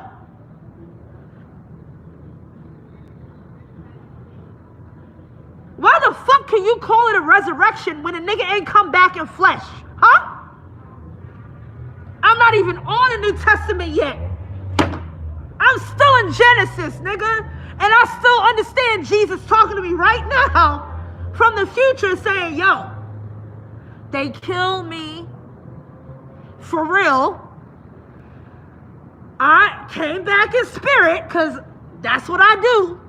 But nigga, like a resurrection in flesh, that's called a zombie, nigga. That's called a zombie. I am not a fucking zombie. I did not come back in the flesh on the third day. I am dead because of non-believers and ignorant ass motherfuckers and jealous motherfuckers. And my sister, it's the feminine turn. It's the feminine's turn. It's her turn. It's Gen Isis' turn to become a Jesus figure. It ain't gonna happen, dude. Not on my watch. It's not gonna happen. Now let me look in the comments. Let me calm down for a second. Let me calm down. Cause like, let me calm down. Let me calm the fuck down. Like, this shit is not a joke. It's not for entertainment. It might be entertaining. That's nice. But like, do something good with this form of entertainment, dude. Cause like, I'm not doing this for like anything else but like the truth. Like, I'm not. I promise. I fucking promise, dude. I'm not here for that shit. I'm tired of shit. I actually want to live a very simple life, a very prosperous life, and a very focused life. I'm a kind person. I'm genuine. I'm authentic. I'm honest. And that's it. I'm not perfect. No, I'm not. Who the fuck is as a human? But I know that I'm kind, genuine, and honest with my intentions always. I don't fucking cast spells on people. I don't fucking like look at people in hatred and fucking jealousy. I don't have time for that, and nor do I have the kind for that in my DNA. Because I like and love who I am so much, even without teeth in my mouth, that I don't fucking hate on anybody else ever. Because that's not in my nature. But there are people that just can't live without hate. There are people that can't live without hate.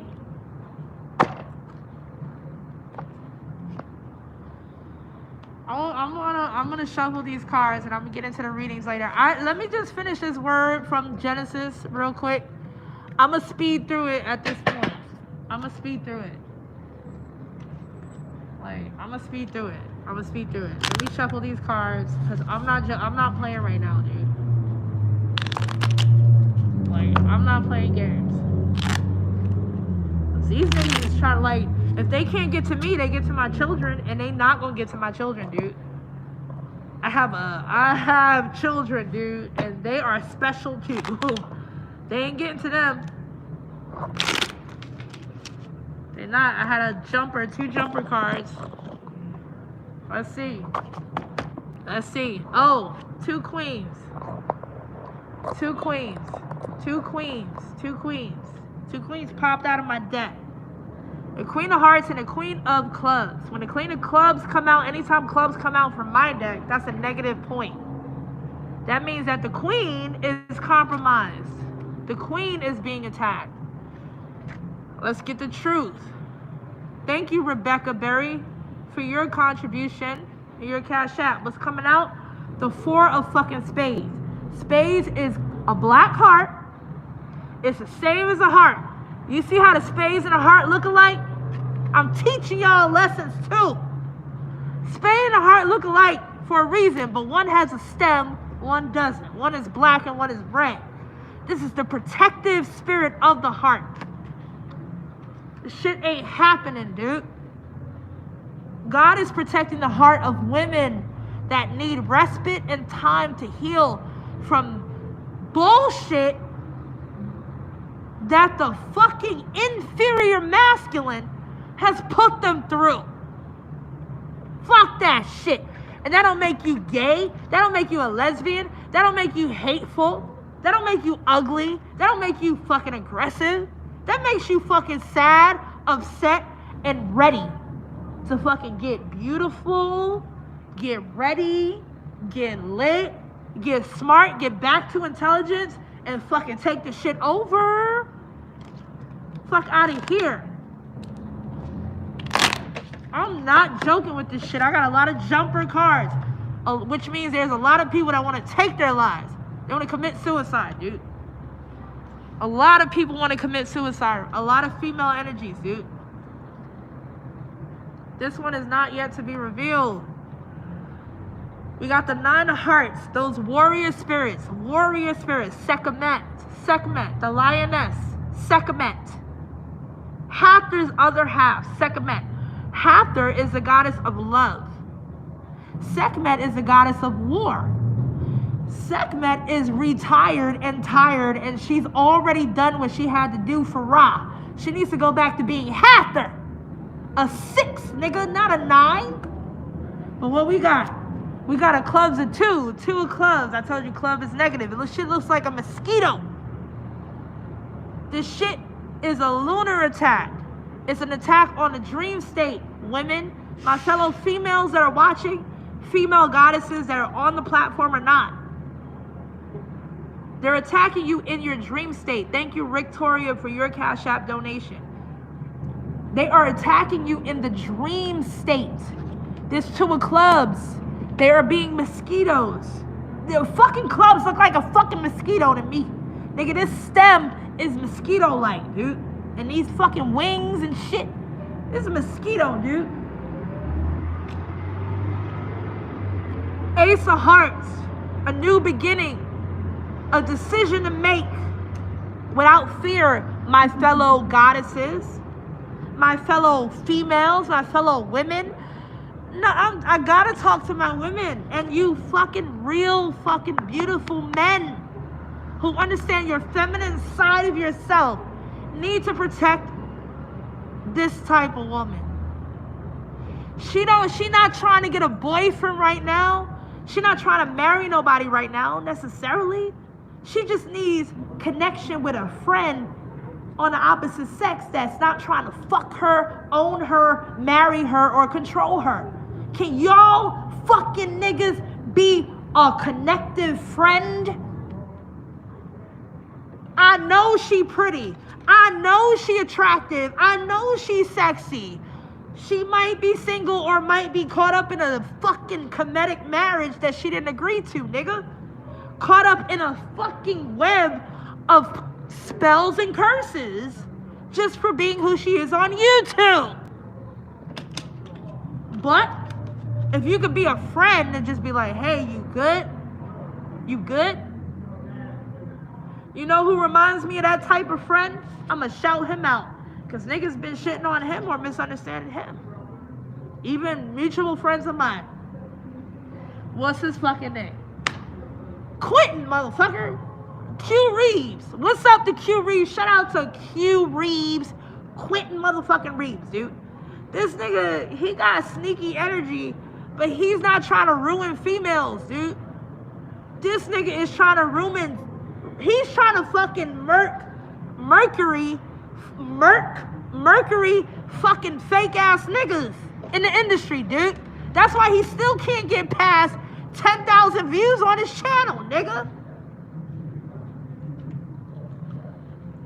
Now, let's talk about this shit. Who we really collaborating with next year in 2025? Now, let me get off my tangent and let me look in the comment section for real. Because I got real passionate about that shit. Because we got a few left in the community that's on the last leg of their own fucking legacy and energy. Like, I'm on the last tooth. I'm on the last fucking teeth of my fucking shit. I'm like, nah, no, I ain't going out like this, dude. When I come back on this shit, I'm gonna have my motherfucking teeth in my mouth.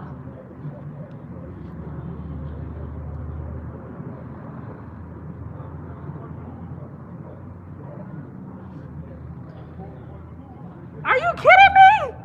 The fuck out of here. Let me look. Let me look. Somebody said 7 Bomar Q Reeves. Yo, I already said, like, I've squashed whatever beef with 7 Bomar in my spirit. I've even watched a video or two lately from 7 Bomar. Like, that shit was from the past. Like, when I was fucking being taken from the fucking clouds of the astral realm, when these niggas made me a fucking slave. Do you know that I went through fucking, like, astral slavery that lasted about 500 to 600 years in my mentality, but was about 1 to 2 years of life? Y'all understand that time period? That was my 7 Bomar period, dude. Because this nigga opened up a portal for me that I did not understand how to close. That's not this nigga's fault. Alright? I've come to fucking, like, I opened something with this motherfucking 7 Bomar, and I couldn't close it fast enough where I got taken. When y'all saw me lose all that weight, go a little nuts, like, not, what the fuck is she doing? What is she talking about type shit back in 2021, 2022? 2021, 2022. When I fucking talk shit about 7 Bomar and all that shit, trust me. When you want to talk about trafficking, I was taken already, dude. I was taken. You never get into a situation where something is easily opened, but it takes intelligence, wisdom, knowledge, understanding, understanding, and over and understanding to close the shit quick enough before you get stolen, kidnapped, or snatched the fuck up. Now, I blame 7 Bomar back in the day for, like, fucking, like, doing some shit, but, like, nigga, y'all should know by now. If you go back and look at any of his fucking videos, all he doing is kicking knowledge and wisdom. He ain't telling you guys to fucking jump off the roof. He ain't telling you guys nothing that your soul don't want to do. He opens up the fucking doors, though. This nigga has the fucking keys to open. And that's what makes this nigga 7 Bomar dangerous. That's why this nigga is this motherfucker. Alright? This nigga is a 4-ass nigga. And I hated the number 4 and the number 7 for a long time. And I'm like, yo, this nigga got the keys, dude. He opened the shit. But it's your responsibility to close your own fucking mind, body, and soul. I didn't know that, and I learned that shit. I learned that shit. But trust and believe that lesson is past graduated. I'm not in that shit right now, dude. Shit is actually happening to me that's not supposed to happen to me. And I'm still making it work. This ain't no 7 Bomar shit. This is like, yo, you know how to open and close. You know yourself enough. You've learned from that lesson. 7 Bomar, once you look at fucking secret energy shit, you have signed a contract. This nigga got a fucking contract, yo, that you gotta fucking agree to. And basically, I'm gonna let you know what that says. It says, you open to this shit, but I'm not responsible for closing your shit. You got to know God and yourself enough and sufficiently enough on time for you to get through this paradigm of a cycle, dude. And if you can't get through it, I have no responsibilities over your mental health state or your mental illness that you might fucking graduate into and fucking fall from. That's how serious his work is, dude. I'm not taking up for this nigga. Y'all know I hated him for like 2 years. I don't hate him no more, dude. Like, and even Quentin, like Q Reeves, like, I was like, this is a snake oil ass motherfucker. Like, he's snaky, he's sneaky. Nah. He's honest. He's honest. This nigga is honest, dude. And he made some coin from his honesty, and motherfuckers got jealous. They got jealous of Q Reeves, yo. They're like, yo, this nigga, he can't be talking his shit, yo. Q Reeves, this nigga got attacked, astrally attacked by these other motherfuckers that can't stand that he's doing his shit. And I'm gonna say that, and I don't even gotta watch the fucking videos. You know what?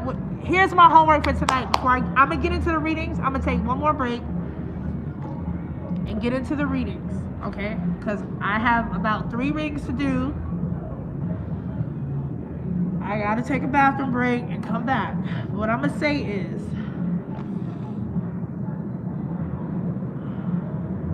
this is a time.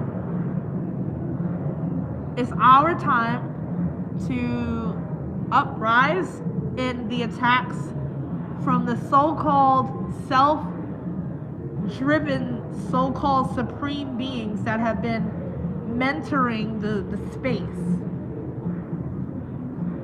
People like me don't care about taking over the space. That's for the men, dude. At least for me. I just want my life in independency, in luxury, and beauty, and happiness, and joy. Honestly and authentically. Through beauty in mind, body, and soul. For myself and my family. That's what I want for myself. I'm not here to battle people here. But I'm telling you, there are spirits that are warrior enough. Number 9 ass motherfuckers. That'll come on here. I'm not number 9 no more. Alright? I'm 6. Alright? And let's not talk about the war on Drake, nigga. 6 God. We're not gonna talk about that, or we might. But anyway. I'm 6. I'm in my 6 feminine mode, dude. Like, I'm in my feminine Venus mode. But there are people that are here to fucking fight on YouTube if they got the right ammo behind them, dude. And it's a real fight. And it's a purposeful one. And it means something. I'm gonna see this. Sovereign soul to me. Travis Hood and Gangster. What is a 69 God? Dude, Tony, that's a good question. When Kendrick said he's a 69 God, I don't know what he meant by that, because that shit don't mean nothing. Like, if you look at a 69, 69 is a sign of Cancer. Is Kendrick wishing sickness and cancer upon Drake? Because Drake is a 6 God, he's not a 69 God. And 6'9" means conflict. And 6'9" is a sign of Cancer.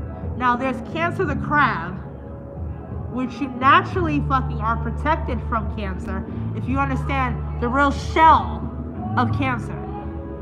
But 6'9" is not a good sign.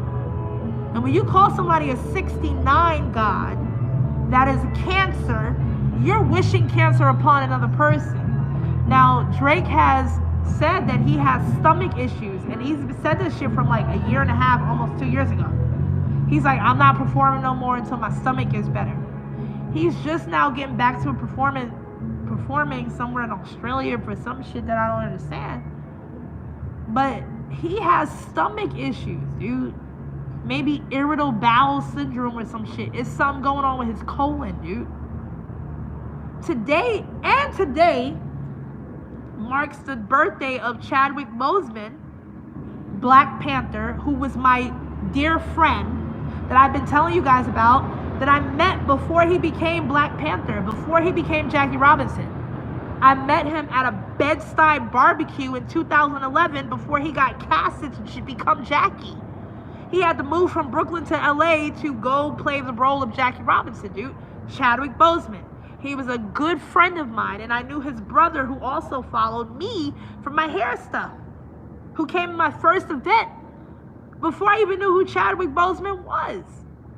Then I met his brother later at a barbecue in 2011 where Chad Boseman, came with me to get my very first tattoo on 11/11. No, my tattoo was 11/11. My first tattoo, Chadwick Boseman was met me in a tattoo shop on West 4th Street as my friend while he was playing Jackie Robinson, and he couldn't tell me under NDA that he was playing Jackie Robinson or playing the role of Jackie Robinson. He had to grow his hair out. I was wondering why he was scruffy looking, and he was like, I can't tell you because, I'm playing a role and I can't tell you about it. He came with me to West 4th Street, got my first tattoo with me, 11/11.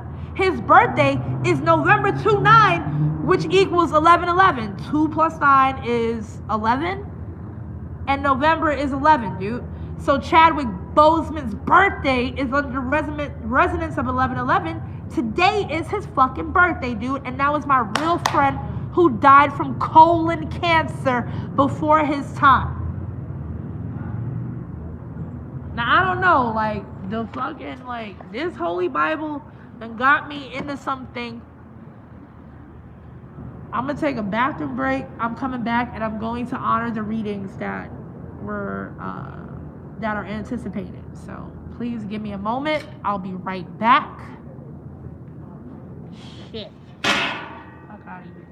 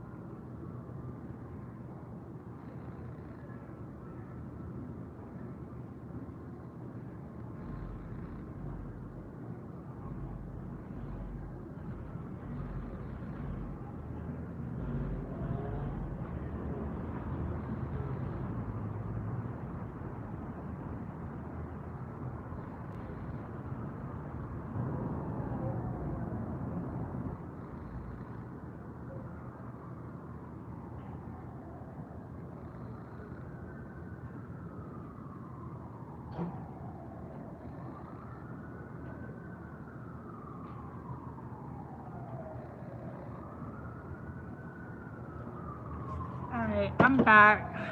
Sorry, but not sorry. Had to step away from that energy. I'm gonna put a little bit of light in my face from my computer. Give me a second. Hold on. Okay.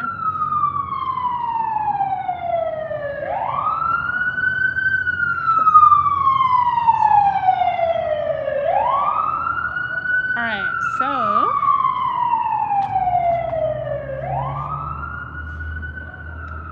alright, I think we had enough of the tangent. enough of the tangent. Actually, I might reach out to like Q Reeves or somebody to like talk to like live with you guys. It's been a while since we've collaborated. I might just do that. I have his number. I don't know how anyone's doing. Excuse me, sorry about that. 1 second. Sorry about that. I may reach out to fellow people that I would like to honestly see how they're doing, see if they still want to collaborate and like see what's going on and talk some shit with them. So even if you guys have access to, let's say, the 4 people I've mentioned, Shara Star Goddess, Fleur Brun, Q Reeves, and oh my god, Seven Bomar. Like, if you guys have access to these people and you would like to see some kind of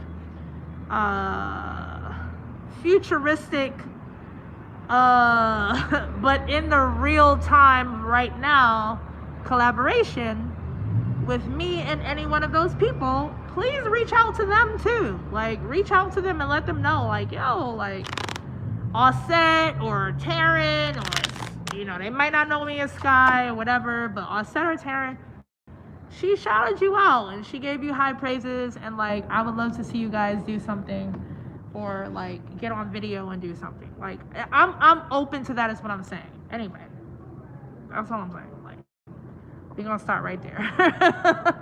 We're gonna start right there. So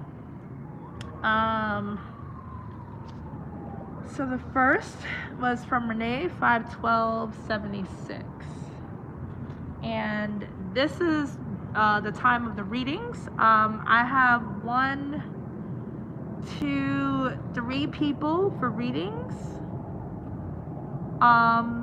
So if anyone, so I have 3 people in line. If you would like a live reading tonight, all I ask is for $20 or more, just based on what you're feeling, but $20 or more to Cash App, Venmo, or PayPal, which is in the description or in the pin, and your birth date, so that I can get your numbers and your name, and I can get straight to your reading, and we can get into something with these very special cards that I have. They are special for sure. I'll get into that, so it's up to you if you want that, because as long as I'm live and as long as I see the donation and your name and your birth date, I will stay live to make sure that I get through your reading, so I won't leave or anything like that. So we're gonna start with Renee. That actually was the first person. Renee, let me write your birthday down on a separate page. I hope Renee is still here. Renee, if you're still here, I don't know your YouTube handle. Please let me know if you're still here. Tony, thank you for your just contribution in general. I appreciate you, Tony. Thank you. 1976. I got you, Renee. Renee, are you here? I'm going to give you a few minutes just to present yourself so that I can see you on the comments to know what your YouTube handle is. And I dropped some cards here, so I'm just picking them up.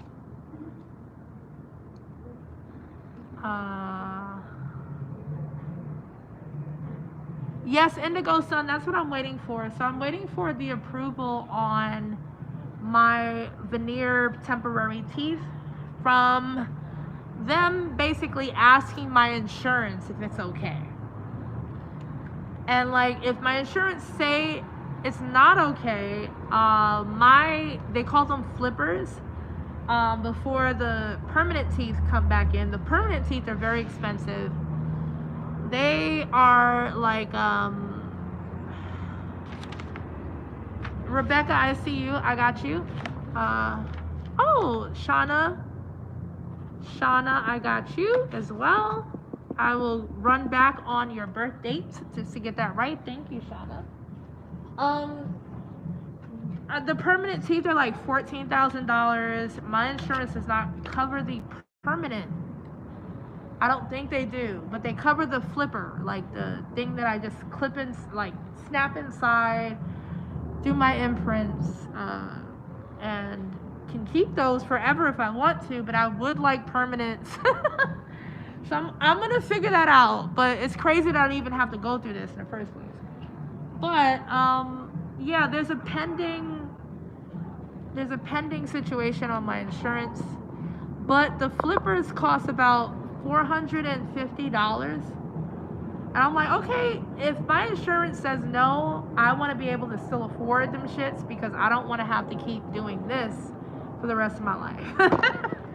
So like if I gotta pay like $500 out of pocket towards temporary teeth, just to hold myself in confidence for a little while before I figure out the rest.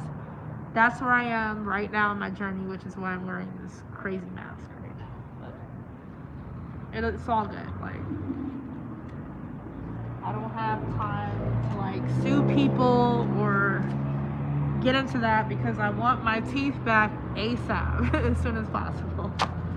Shit is nuts.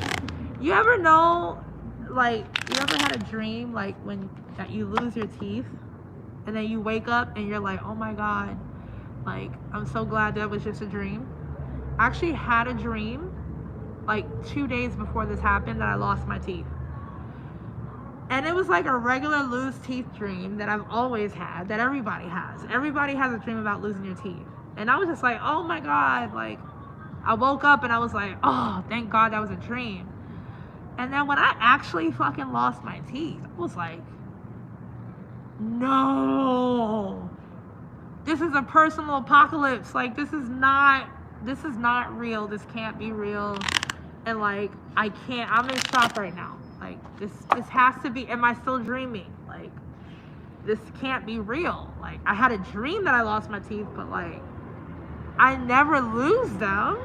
And I did. I ended up losing my teeth from a situation that I don't want to revisit, but you know, it's all good. I'm not ashamed. So let me just get through these cards.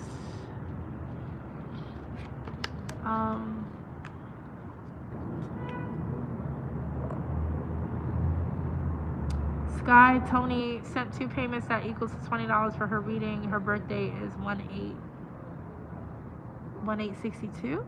Okay, hold on. Let me write that down just in case I didn't.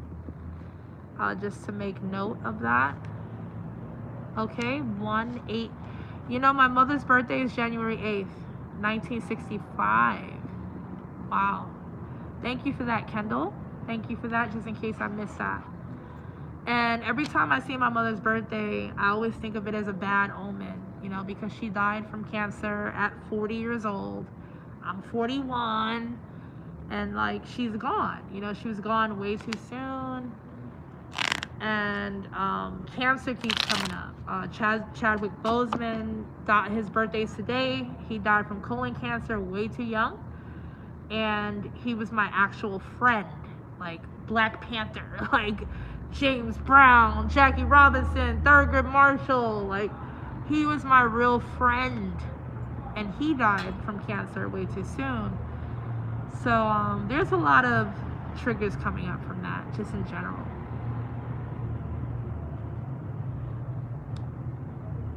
Okay, so let me go ahead and do Renee's reading. So Renee, let me just get the life path really quickly.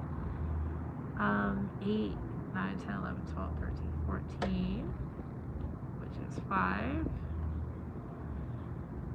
So 13, which is 4. Okay, so Renee, I don't know if Renee is still on here. I hope she is, but her life path is 4.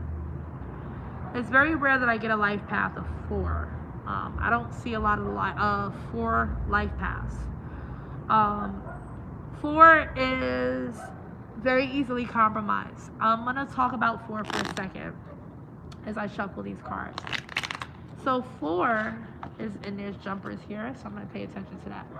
So 4 basically is, when we think of the chakra map, it's the 4th chakra, which is the heart. Now, the heart chakra is seen as the green zone. When you look at the colors of a rainbow or the chakra map, you see red, orange, yellow, green, sky blue, indigo, and purple.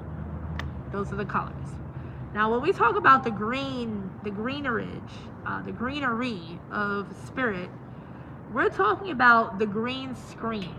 Okay, so for instance, if you're filming something, if you want to have any of the biggest of the crazy effects in film and you can't do it physically, what you need behind the actors you need a green screen.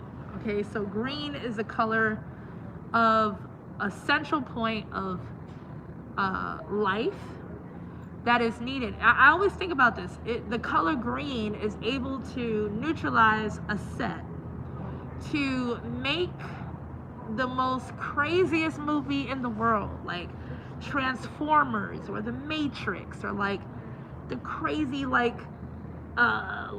crazy videos even from the 80s to the 90s to the early 2000s and up. Green screen is still used for the craziest effects. Even the movie Avatar, green screen was used. And green means that it is able to tap into any form of frequency from the middle point, communicate with it to bring it into the space by agreement, to create an actual vision that is not there. So 4 is basically kind of like a metaphysical indication. It's not just a door. Everyone thinks of 4-door. Like, that's an old way of seeing 4. 4 is the door. 4-door. Like 4-door. A 4-door car, 4-wheel drive. But it's not just about vehicles, and it's not just about it being the middle or the central just to get through something. It is the epitome of the actual frequency that pulls in complicated frequencies from other realms, other spectrums of light. It brings it into the 4, into the green, to create something that is impossible for the eye to actually believe that it is possible. So that's number 4, okay? So let's just understand and have a moment of silence for the number 4. 4 being green, you know. Marie, thank you. I see you, Marie Mendenhall. Thank you for your Cash App donation as well. I see you, and I'm gonna go back and make sure that I didn't miss a thing, whether you contributed for readings or not, or just in general, or just from the point of your heart. Thank you.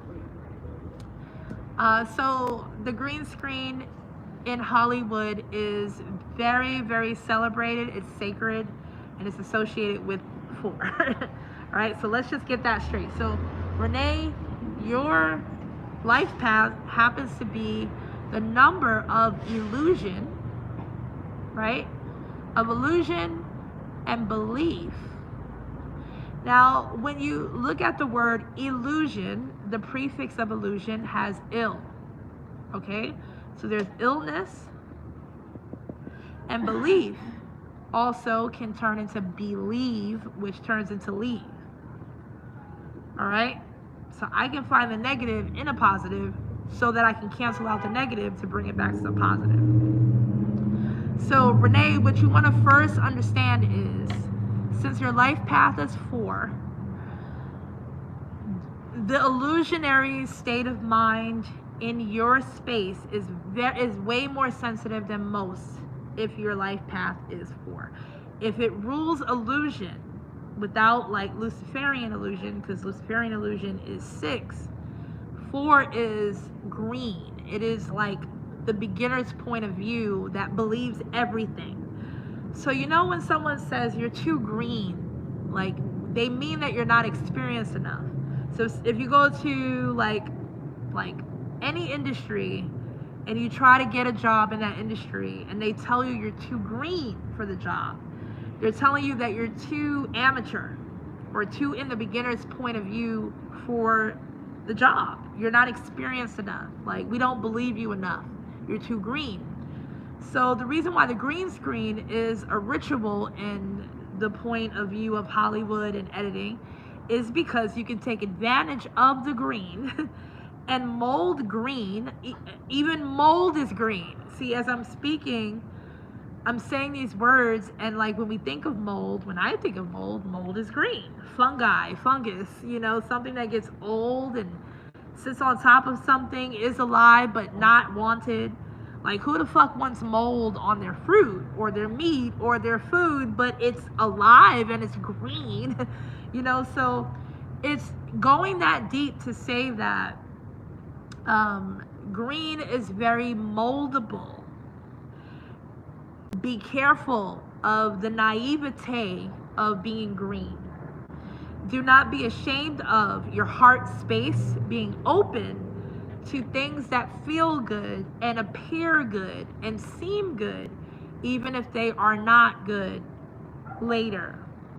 So this is a lesson of the green person, or the number 4, is you cannot be a door for everybody. You can't be a revolving door for everyone that wants to go through. Now there are different kinds of doors. Now, what I've understood is certain doors have keys, certain doors locks, they need keys. But here's the thing about keys. Keys can be duplicated, copied, stolen. So doors can still be compromised, correct? In the number 4 space. So number 4 is easily compromised, usually.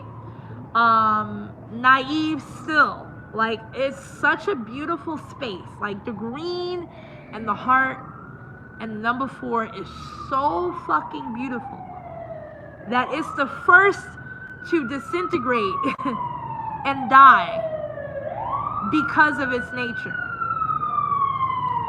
So I'll wait for the siren to pass.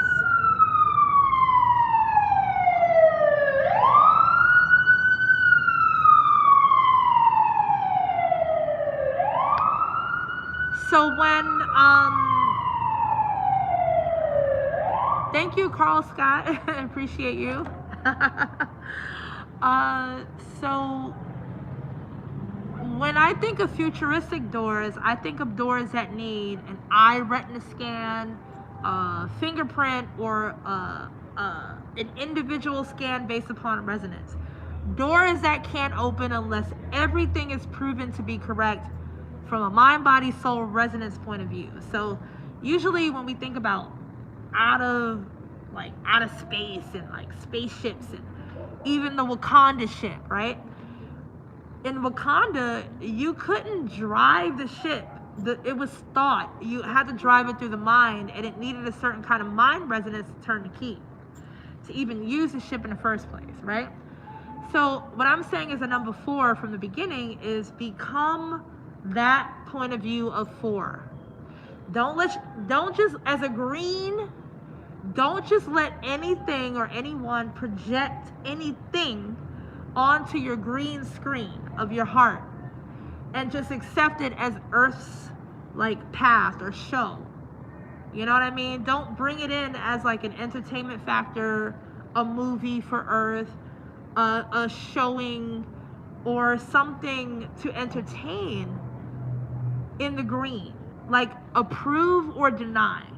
So begin your own approval and denial process of the green, Renee, because that is your life path. So become more discerning and be more judgmental. Okay? People say, oh, I'm not judgmental. We have judges for a reason.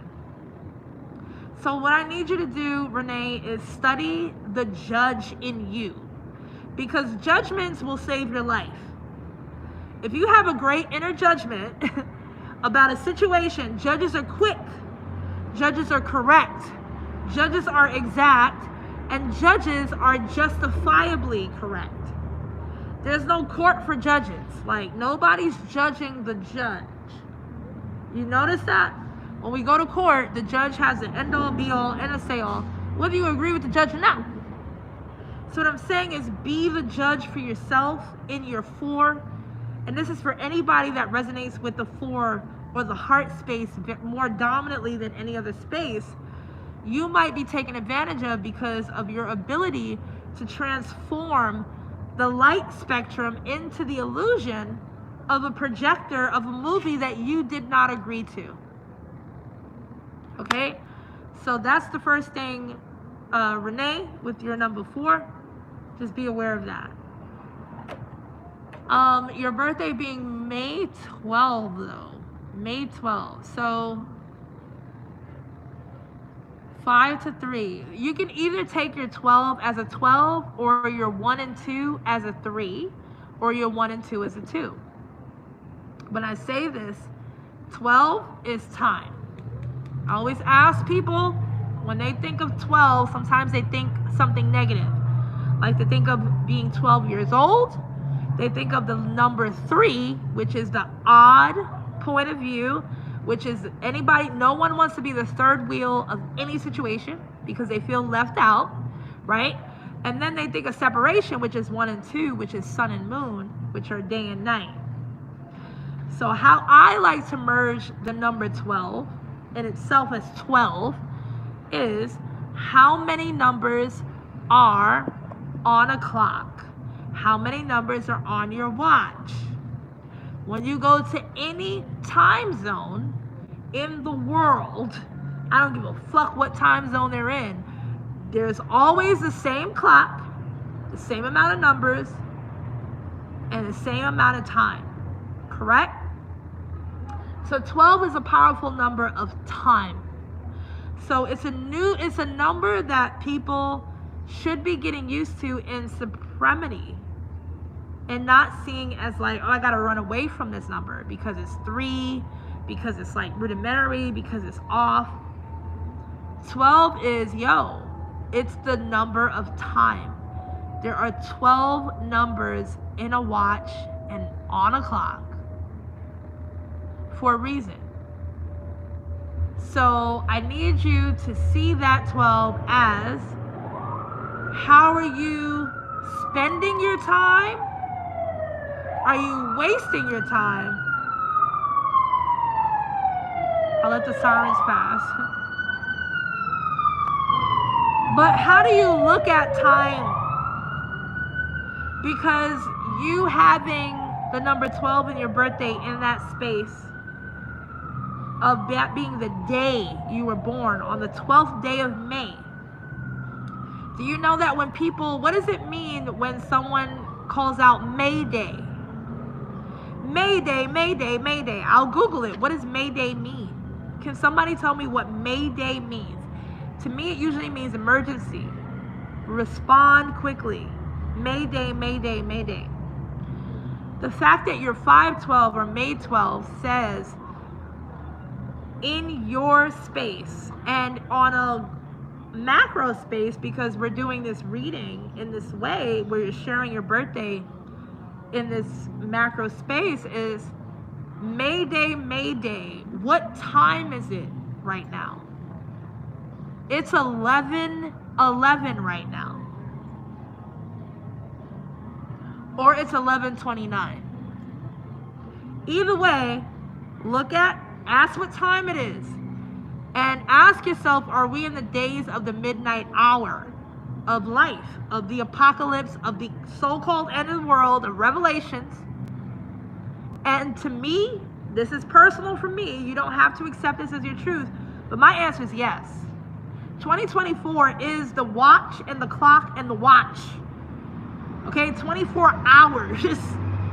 24 divided by 2 is 12. You know what I'm saying? 24 is telling us, look at your watch. What time is it? Before the hours of the midnight hour of the cycle, of the ending of tragedy. Now, if tragic has already stricken, it's an early sign and a blissful sign to transition in it and out of it before the time is up. Now, in my situation, this is tragic to me. I'm getting this dealt with, and I will be out of this tragedy before the midnight hour. So, Renee, with your numbers being the 12th and the 4, without the naivete or being naive and everything that you've learned and built up in your wisdom, what are you on time for? What are you running late for in your life? And what do you need to get done before the midnight hour of December 3/1, before Jan 1? What is it that you need to conquer, transition through, get rid of, grow in, embrace? So this is, you're like in the zone of time and space. So number 4 is a number of space because it's the number of earth. It's the number of the heart. It's the green screen. It's the stage of the movie. And number 12 is the watch, the clock, and the ticker. Okay? And May the 5th is really the written hand, because anything dealing with 5 is dealing with the hand. Is dealing with the thumb, the forefinger, the middle finger, the ring finger, and the pinky. That is number 5 on either hand, which means you can write your story and quickly redevelop something because it is a supreme number. Number 5 is a supreme number, like number 7. So the supreme numbers are, I'll tell you the supreme numbers: 3, 5, 7, 8, 12. I'm gonna write that down. 3, 5, 7, 8, and 12. Anything that are not those numbers are in a vulnerable space, which are 1, 2, 6, 9, 10, and 11. Okay? So if you can remember that, and anybody watching can remember this perspective of supremacy in numerology, 3, 5, 7, 8, and 12 are supreme. They're locked in. 1, 2, 6, 9, 10, and 11 are vulnerable. That doesn't mean they're weak, but you need to revisit your number 1, which is your soul, your beginning point of view. Your number 2, your femininity, your dream state, your astral state, your subconscious state. 2 is very vulnerable. Number 6 is the ultimate Venus, the ultimate feminine, which is not usually married, right?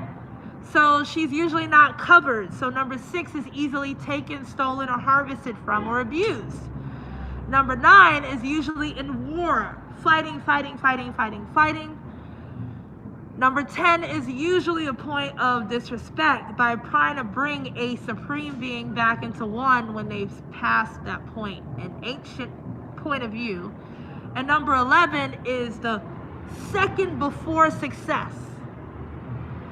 1 plus 1 in 11 is 2. It's the second before success, which is 12. So number 11 is that when you running and you about to win and you trip, and then all of a sudden the motherfucker that was way behind you wins. Okay? That's a bad luck number 11. So your numbers are very divine, Renee, and thank you for sharing your birthday with us, and I hope you understood this reading from your private life and on a macro level as well. So I'll stop right there with your numbers, Renee. Thank you.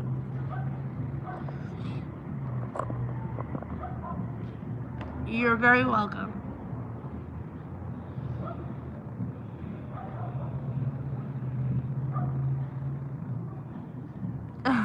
Candy said she was born on the 11th. You were born on a 1 and 1. You either going one-on-one with yourself,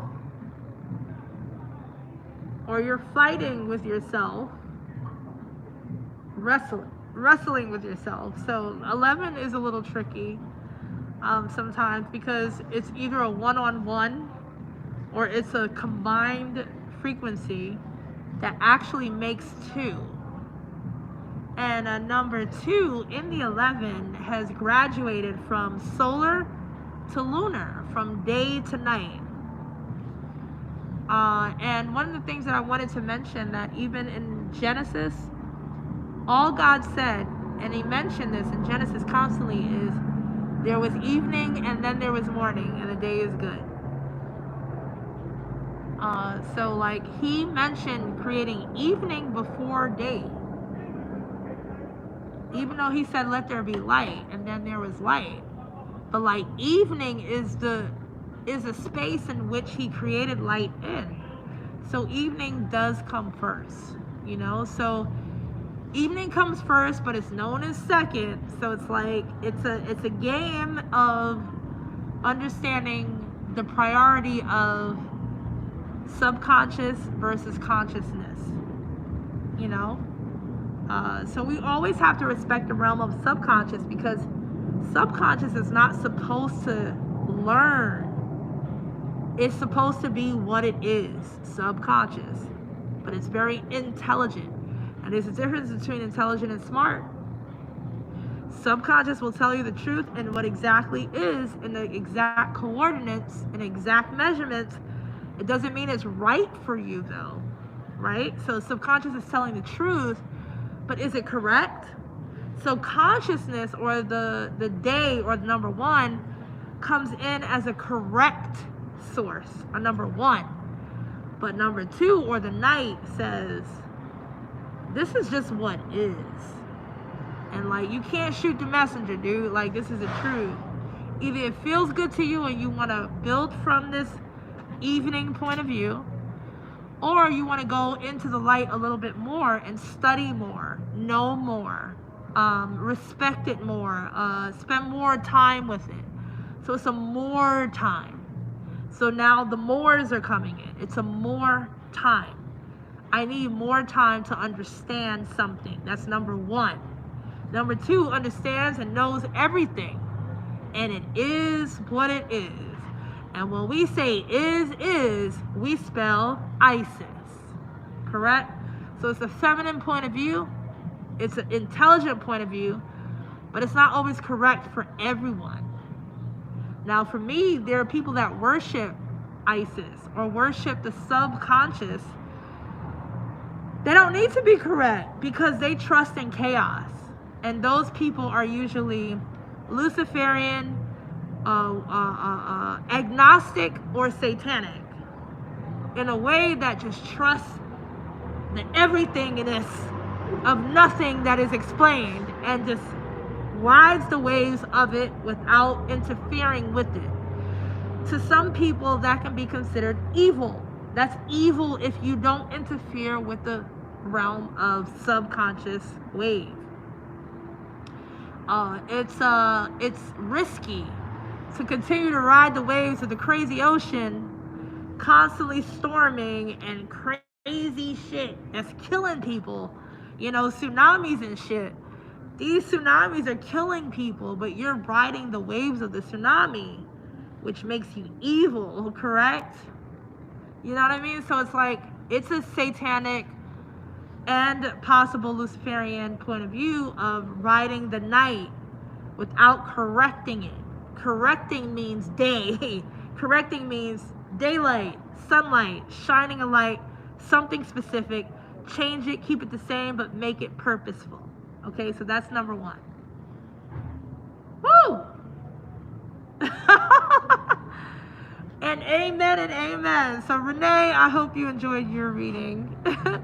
Renee, if you want a more personal reading, you can always email me, tarynguy@gmail.com. So I didn't even pull out cards for you, Renee, because your numbers were so profound in your birthday that it was just like, damn. I didn't even have to pull cards for you. So, wow. That's interesting. So next we have,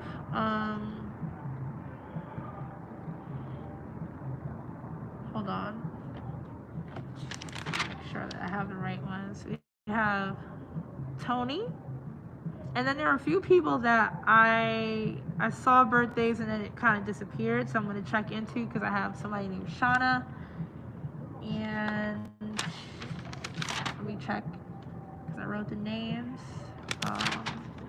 I think Shauna's the only person that I might not have taken the birthday down. I only think I had 3. Tony. Tony, it has the same birthday as my mom, which I'm not going to associate my mother with. This is an individual reading, so let's just say that. 1962. So 1 and 8 is 9, and then 62, 8, 9, that's a 9. So we got 99, which is an 18, which is a 9. Okay, so Shauna, woo! Shauna, are you still here? Let me open up this. All right, I see Shayna.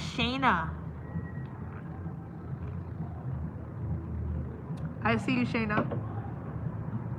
Okay, so first of all, January 8th, 1962, your life path is 9, and when I'm adding up 1 and 8, it's 9.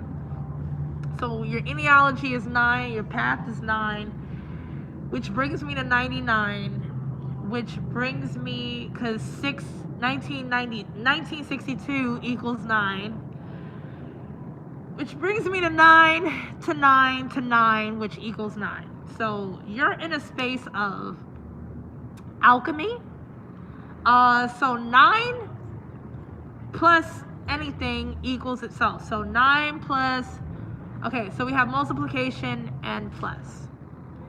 What I'm going to ask you, Shayna, since I see you here, Shayna, Kyla, do you prefer multiplication or plus?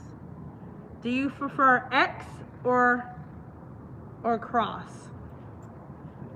You choose one with your number. I need to know, do you prefer multiply or addition? Because every part of your number equals 9, so 9 is asking me to ask you what you prefer. Oh, Shayna, that's not you. I have somebody named Shayna. Oh, no, this is Tony. Shayna, what's your birthday? Can you tell me your birthday? Because I might have missed it. Since I mentioned your name, what's your birthday? And there is a intertwinement. Okay, 11/2/1984. Okay. Shayna, still listen to what I said to you, even though it wasn't you. Okay, so just keep that in mind, because sometimes things get intertwined with that. Okay, so this is 2 plus 2, which is 4, because 11 plus 2 is 4. Happy belated birthday, by the way. 1984, which is a crazy year. Big brother, right? We have that 9 plus 4, 13, which is 4. 4 plus 4 is 8. Okay, and Tony is answering me. Tony said multiplication. Okay, so Tony and Shayna, you guys are kind of like at the same time. So let me get back to Tony, and I have Shayna's actual birthday and her path. So I will get transition into Shayna. Wow.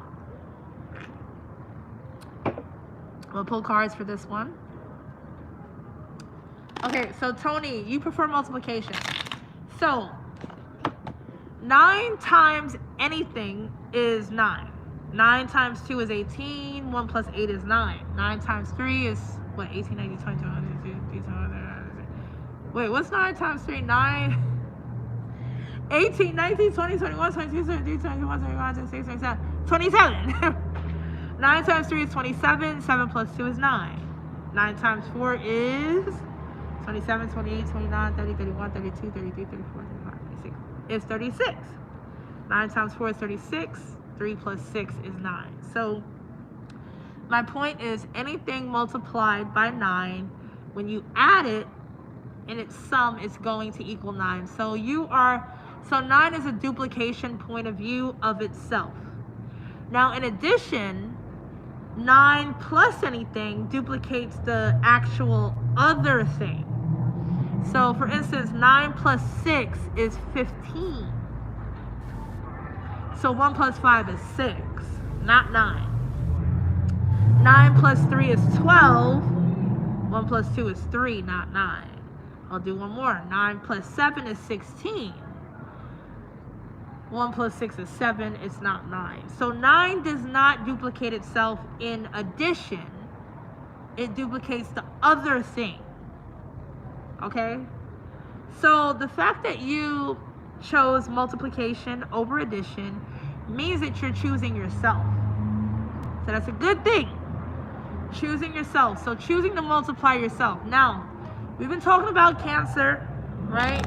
And we're not talking about anybody getting cancer or anything like that. What we're talking about is, though, that the nature of cancer is duplication. 9 is the number of a cancer because it's duplicable. 9 is a number that duplicates itself or something else. There's no other number that duplicates the way that 9 duplicates.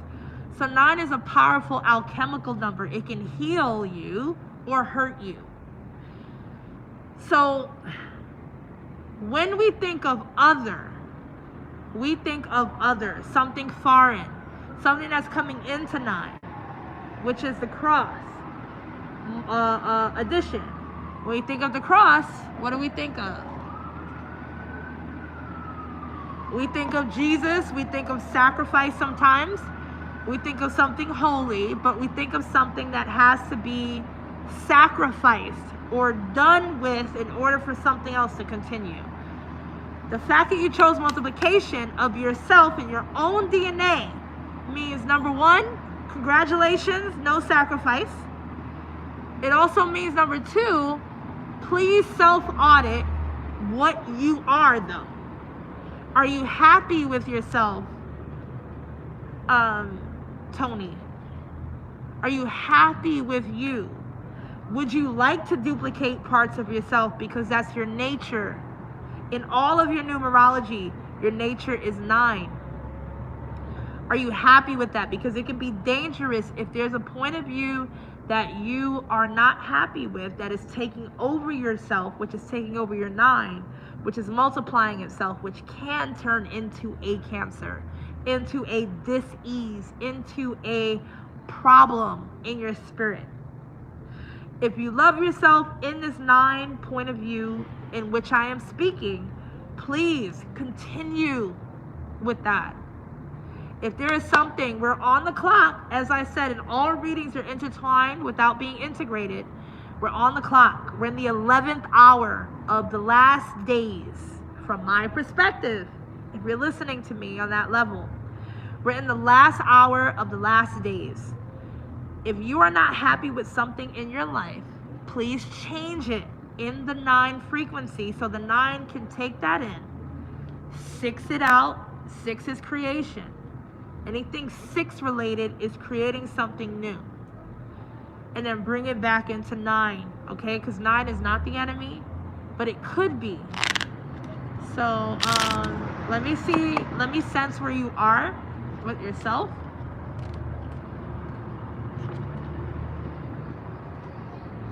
Okay, so a lot of your issues, Tony, is dealing with the opposite sex in relationships and having an open heart, a big heart, and constantly forgiving something that you're not sure about. Please let me know if I'm correct, Tony.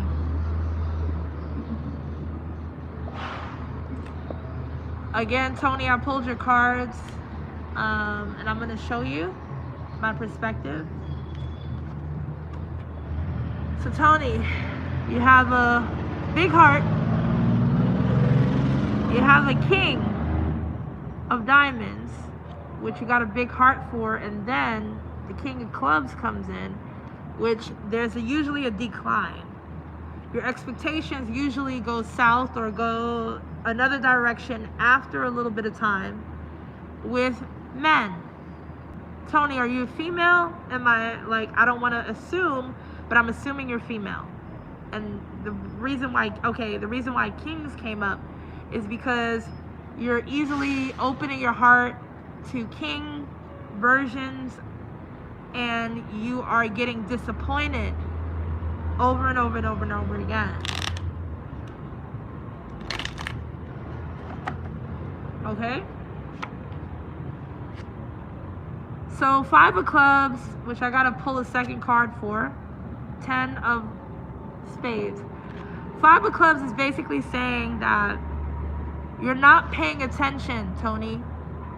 You are so your 9 is so solidified and multiplying. So duplicating something over and over and over again can become very factory-like. It's like, oh, it's automated. And when something is automated, you don't pay attention to it anymore usually. It's just automated.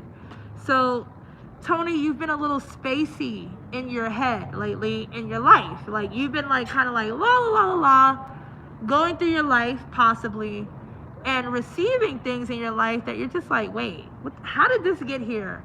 I don't understand how this is happening, type thing. Like, you don't understand how this mishap is happening. Like, you just don't get it. Where did this come from?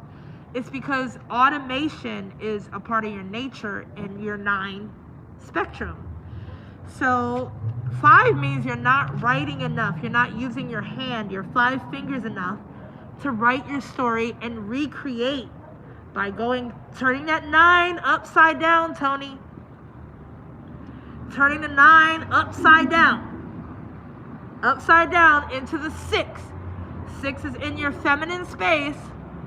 Anybody, whether you're male or female, 6 is a good thing, but 6 is never complete without capping, without 7, without writing something out, creating something, and then protecting it. Okay? Protecting it. Once you cover your 6, or you cover your creation, or your recreation, or your new creation, 7 covers it, and 8 guards it. So 8 is Saturn. So 8 guards your creation, where 9 takes that in duplication. Tony, you said you're a writer? Thank you, Kendall. Thank you so much for just reiterating that. You're a writer and a poet and a caterer. Okay. So make sure that you're catering something that benefits you. Because again, addition in 9 benefits others. So you, as a caterer, you can make other people, thank you, Shayna, you can make other people happy very easily as a caterer. When you cook for people and cater for people and cater to people, you're making them happy, which makes you happy. But as a caterer, which is 9, in a way that's like not paying attention to this part of, okay, without this catering to others, how am I happy? If I weren't catering, if I weren't doing these things, how am I making myself happy? So the 10 of spades comes in as a new source of energy and inspiration, which just means a new perspective, right? 10 of spades is a new perspective, which means, okay, let's look, because you're having this session and this reading right now, and maybe you weren't aware of certain things. Let me look deeper, a little bit deeper, maybe a few layers deeper than I was before, and look and see how my skills affect them or outside, and see what I get back from that.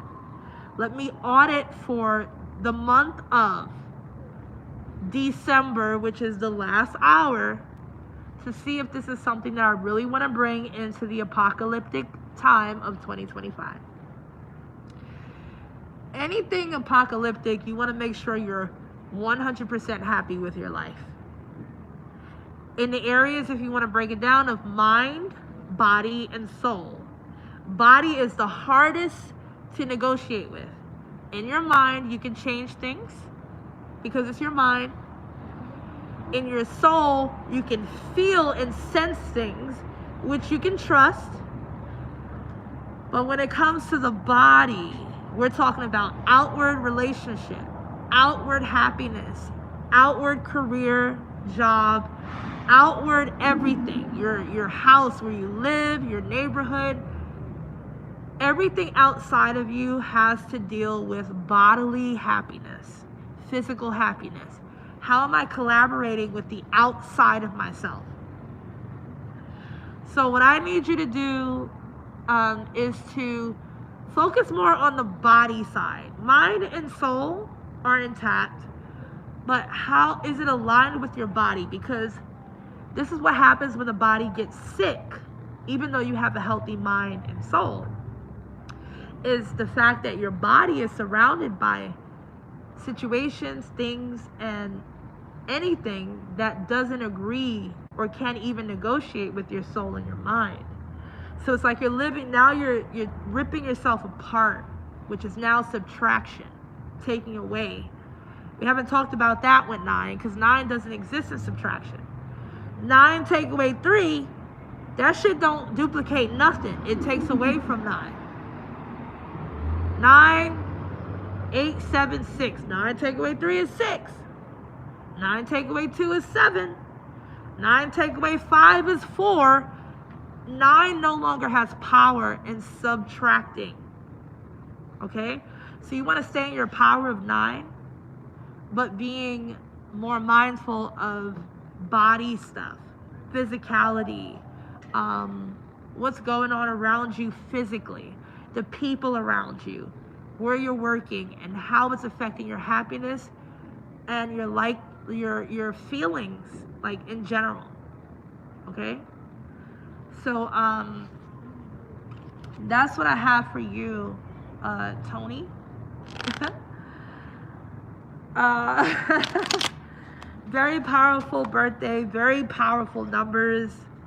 Like the fact that you're like 9'd out. You just got to make sure your body's aligned with your mind and your soul. That's all I'm going to say. We're in the last hour of the white horse, the last trumpet being played. Okay? So make sure you're good with that. You're very welcome, Tony. Very welcome. Now, Shayna is on here. I know I started reading you. Shayna, you are November 2nd. I started with you thinking that you were Tony. Shayna, is there anything that I said to Tony that resonated with you, though? Because I mixed you guys up for a second. So just want to know, just to be updated with you, Shayna. Okay. And is there anything in my reading for Tony that actually resonated with you personally, even though it wasn't your birthday? Or did it not resonate with you and you're like, no, that's not me. I just need to make the separation. Okay, it resonated. Okay. So just remember what I said to Tony, and then I'm going to like layer yours on top of that, like a cake. Okay. So your life path, Shayna, is 8. Tony's life path is 9. Okay, so you're right before that. So I said 8 guards. 8 is a guardian of. Now, 8 is a hard guardian because 8 is very well-traveled. Even if we think of the scale of numbers from 1 to 9, which only exists, 10 is recreated.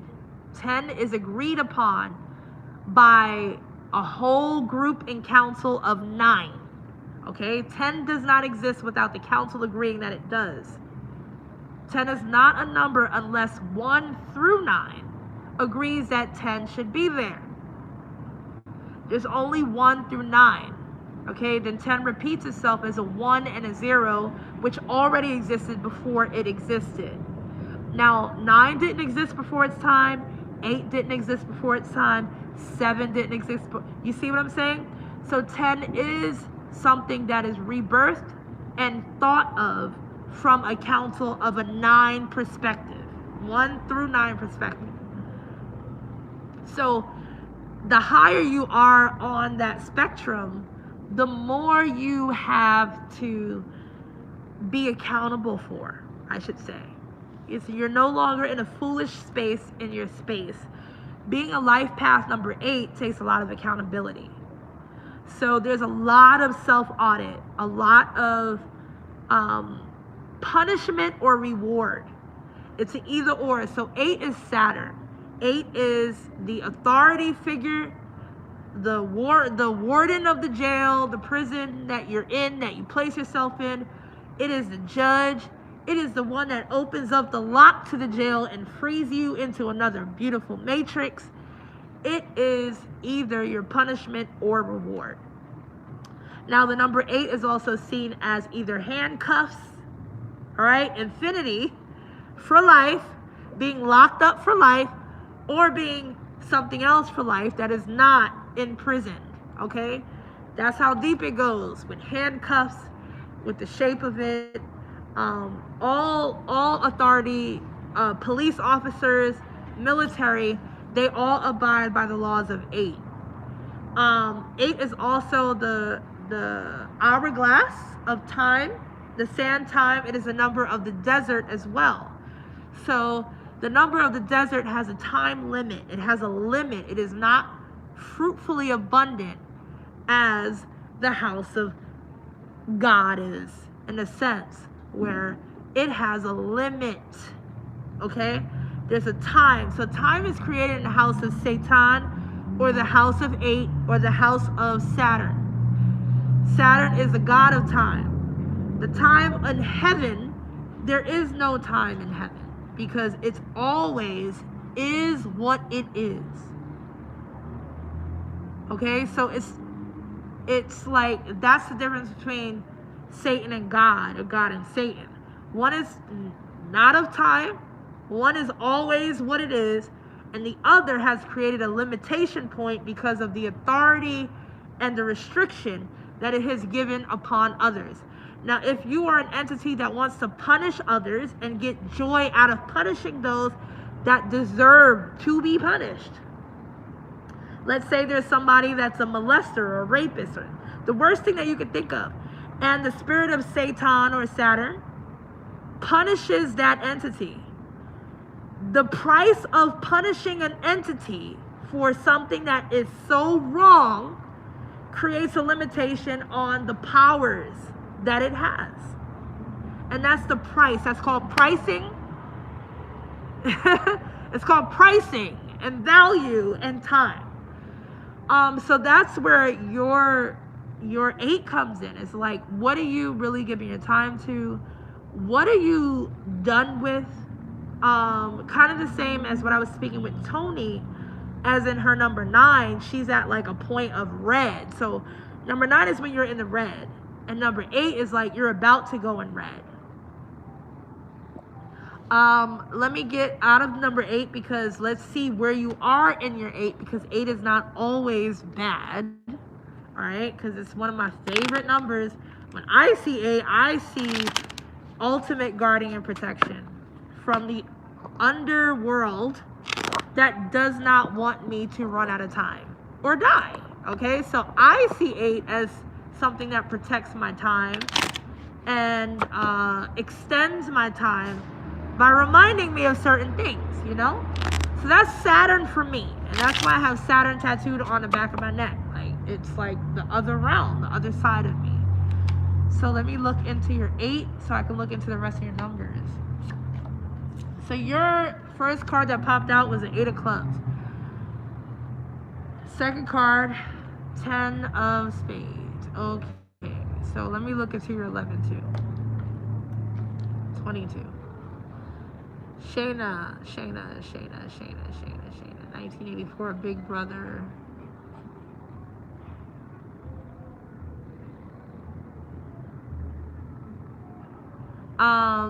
I gotta pull out one more card for this, for balance. 6 of spades.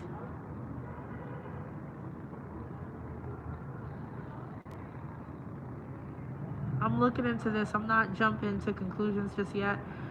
Anytime I see this, something's like off.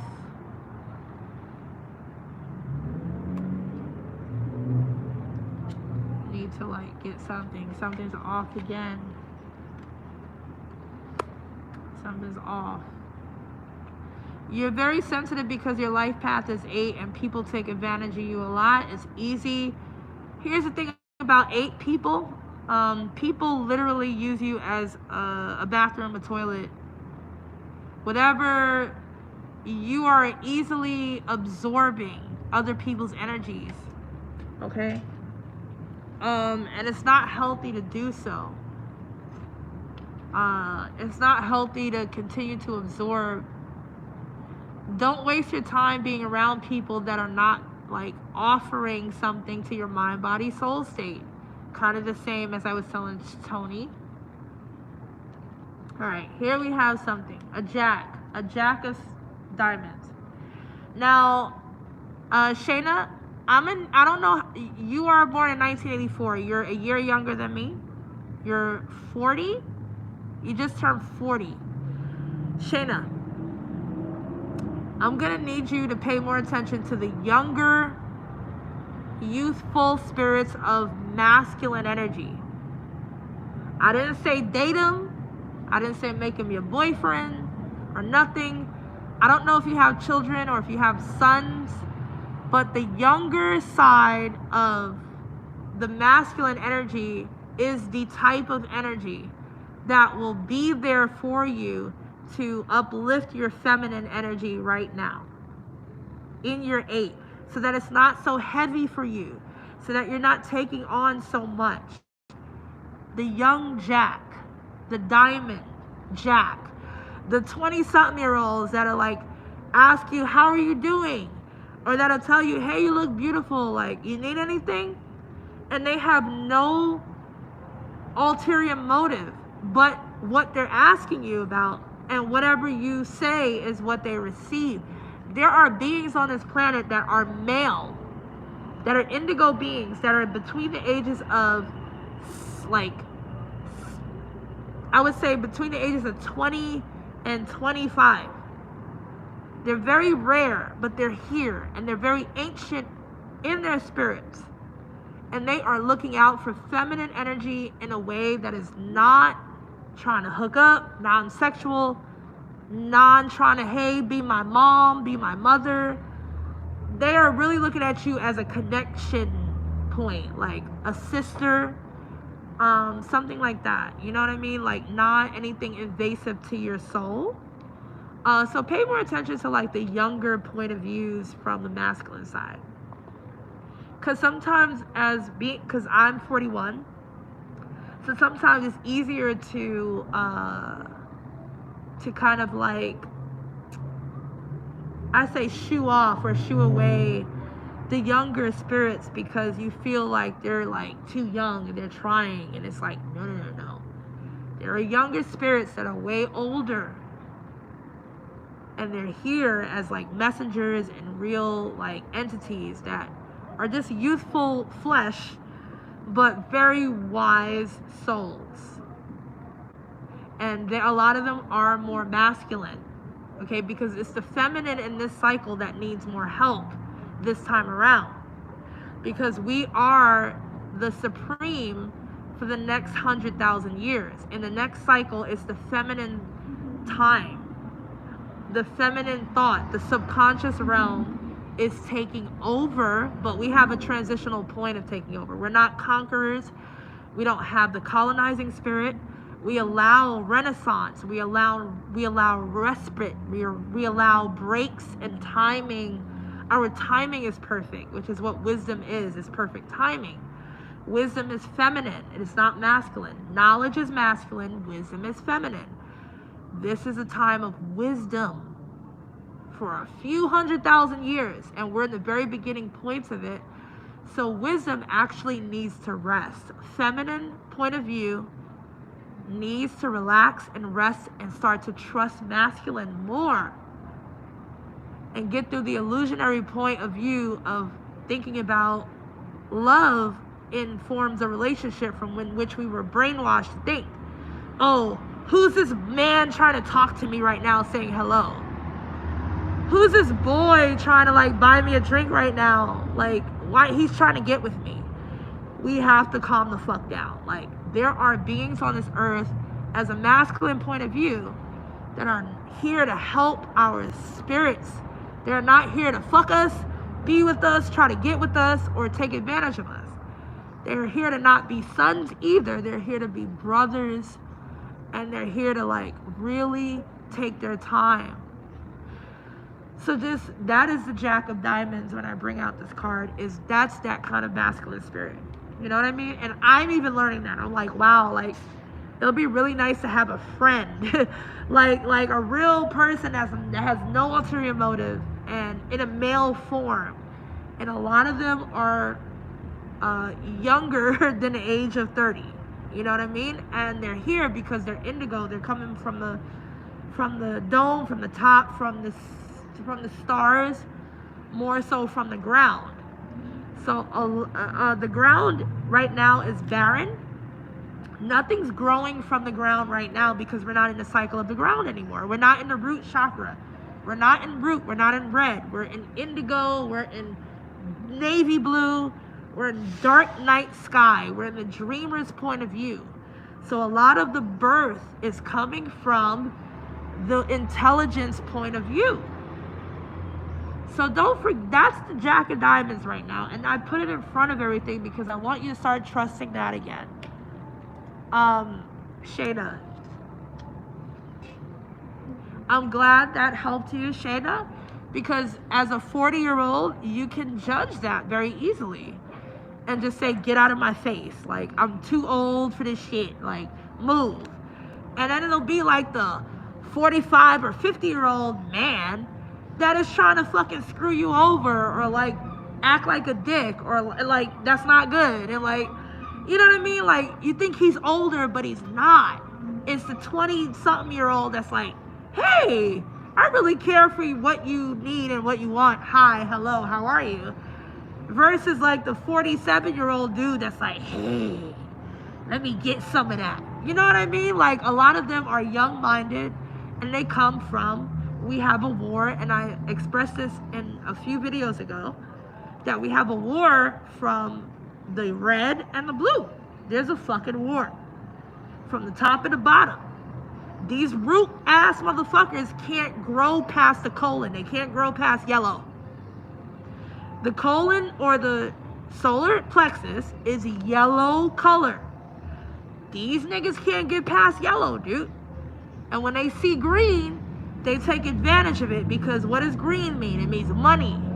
It means opportunity. It means illusionary, Luciferian, hey, I can make whatever I want with this person because, you know, this is my next stop.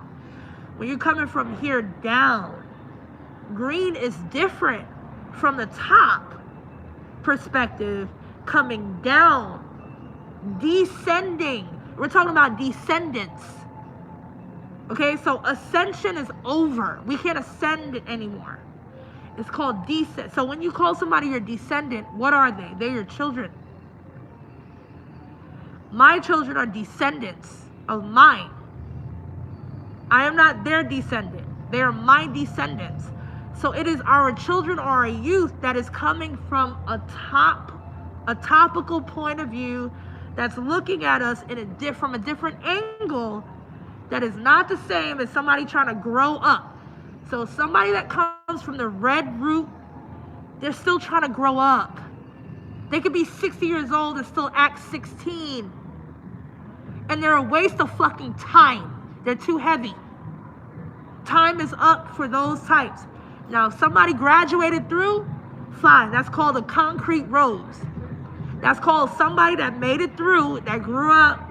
It was hard, but they got up here. But it's easy for indigos to grow and descend down because it feels good to go down. When you walk down steps versus up steps, when you go downhill versus uphill, what does the feeling feel like? Descending or going down feels more comfortable because the wise have earned that right to be more comfortable and effortless. So the war is a jealousy of motherfuckers that haven't grown up enough in the amount of time given by God. Where indigo motherfuckers from up here is just like, you ain't grown up enough right now. So thou shalt be judged by Jupiter, by the judicial system of the cosmos, by Saturn and Jupiter, you shall be judged from that point of view and that angle. It is no longer from Mars, no longer from the point of view of fighting, but from the point of view of the future. There's a difference between future and fighting. Mars is all about fight, but I recruit my soldiers from Mars that understand love, real love, and the soldiers of love, like the song from Sade. And before I end this video, I recommend that you guys, when you click off this video, you go and watch that video, Soldiers of Love from Sade. Sade even has a new song out called Tender Lion or something like that about her transgender daughter and to her son. She's coming out with stuff. Okay, so people that come from above down, they're slower but deeper, more intentional, and they're easily to feel. People that come from the bottom, they're rushing. They don't feel that great. They feel like someone's trying to like scheme over me, plot against me. They feel snaky, schemy. They don't feel good. I don't like this space. Like, I feel like I'm being taken advantage of type shit. And at this point, there is no purple. There's no merge between red and blue right now. Ain't no purple rain yet. That's later in the future when red motherfuckers become blue. It's easy for blue or indigo to be red because we know how to fight. But when red can't become blue, they can't become wiser, smarter, more in tune with themselves, they stay red and they only end at yellow. You understand? The war of the colors and shit. This is the real race war, dude. Anyway, I think I said enough. Somebody said I'm purple. Yeah, I'm purple too. I've been there, done that, but like, I had to come back to the year 2024. And it's not enough purple people here, like, to my liking. So it's like either this or that for right now until we get to a closer point of merging both sides. You know, it's like Bloods and Crips, kind of like bottom and top. It's like two different areas, two different worlds, two different realms. Again, it's harder to grow up than it is to grow down. When you're the highest of the high in a point of view of God and you are descending and falling into love, or fall, you know what I say, you falling in love? It feels good. But to try to get love and fight for it, how does that feel versus falling into it? I'm an indigo blue person. I get things easily because of my nature. And a motherfucker that is not from where I'm from or has my nature, that is an enemy against my kind, shall be destroyed in my path that takes me away from my path. I'm not out there to prejudice against these people, but don't viciously try to get in my way and take from my children my descendant path and my harvest when you don't deserve it. Now I gotta fight you. Now I gotta become a warrior in where I am.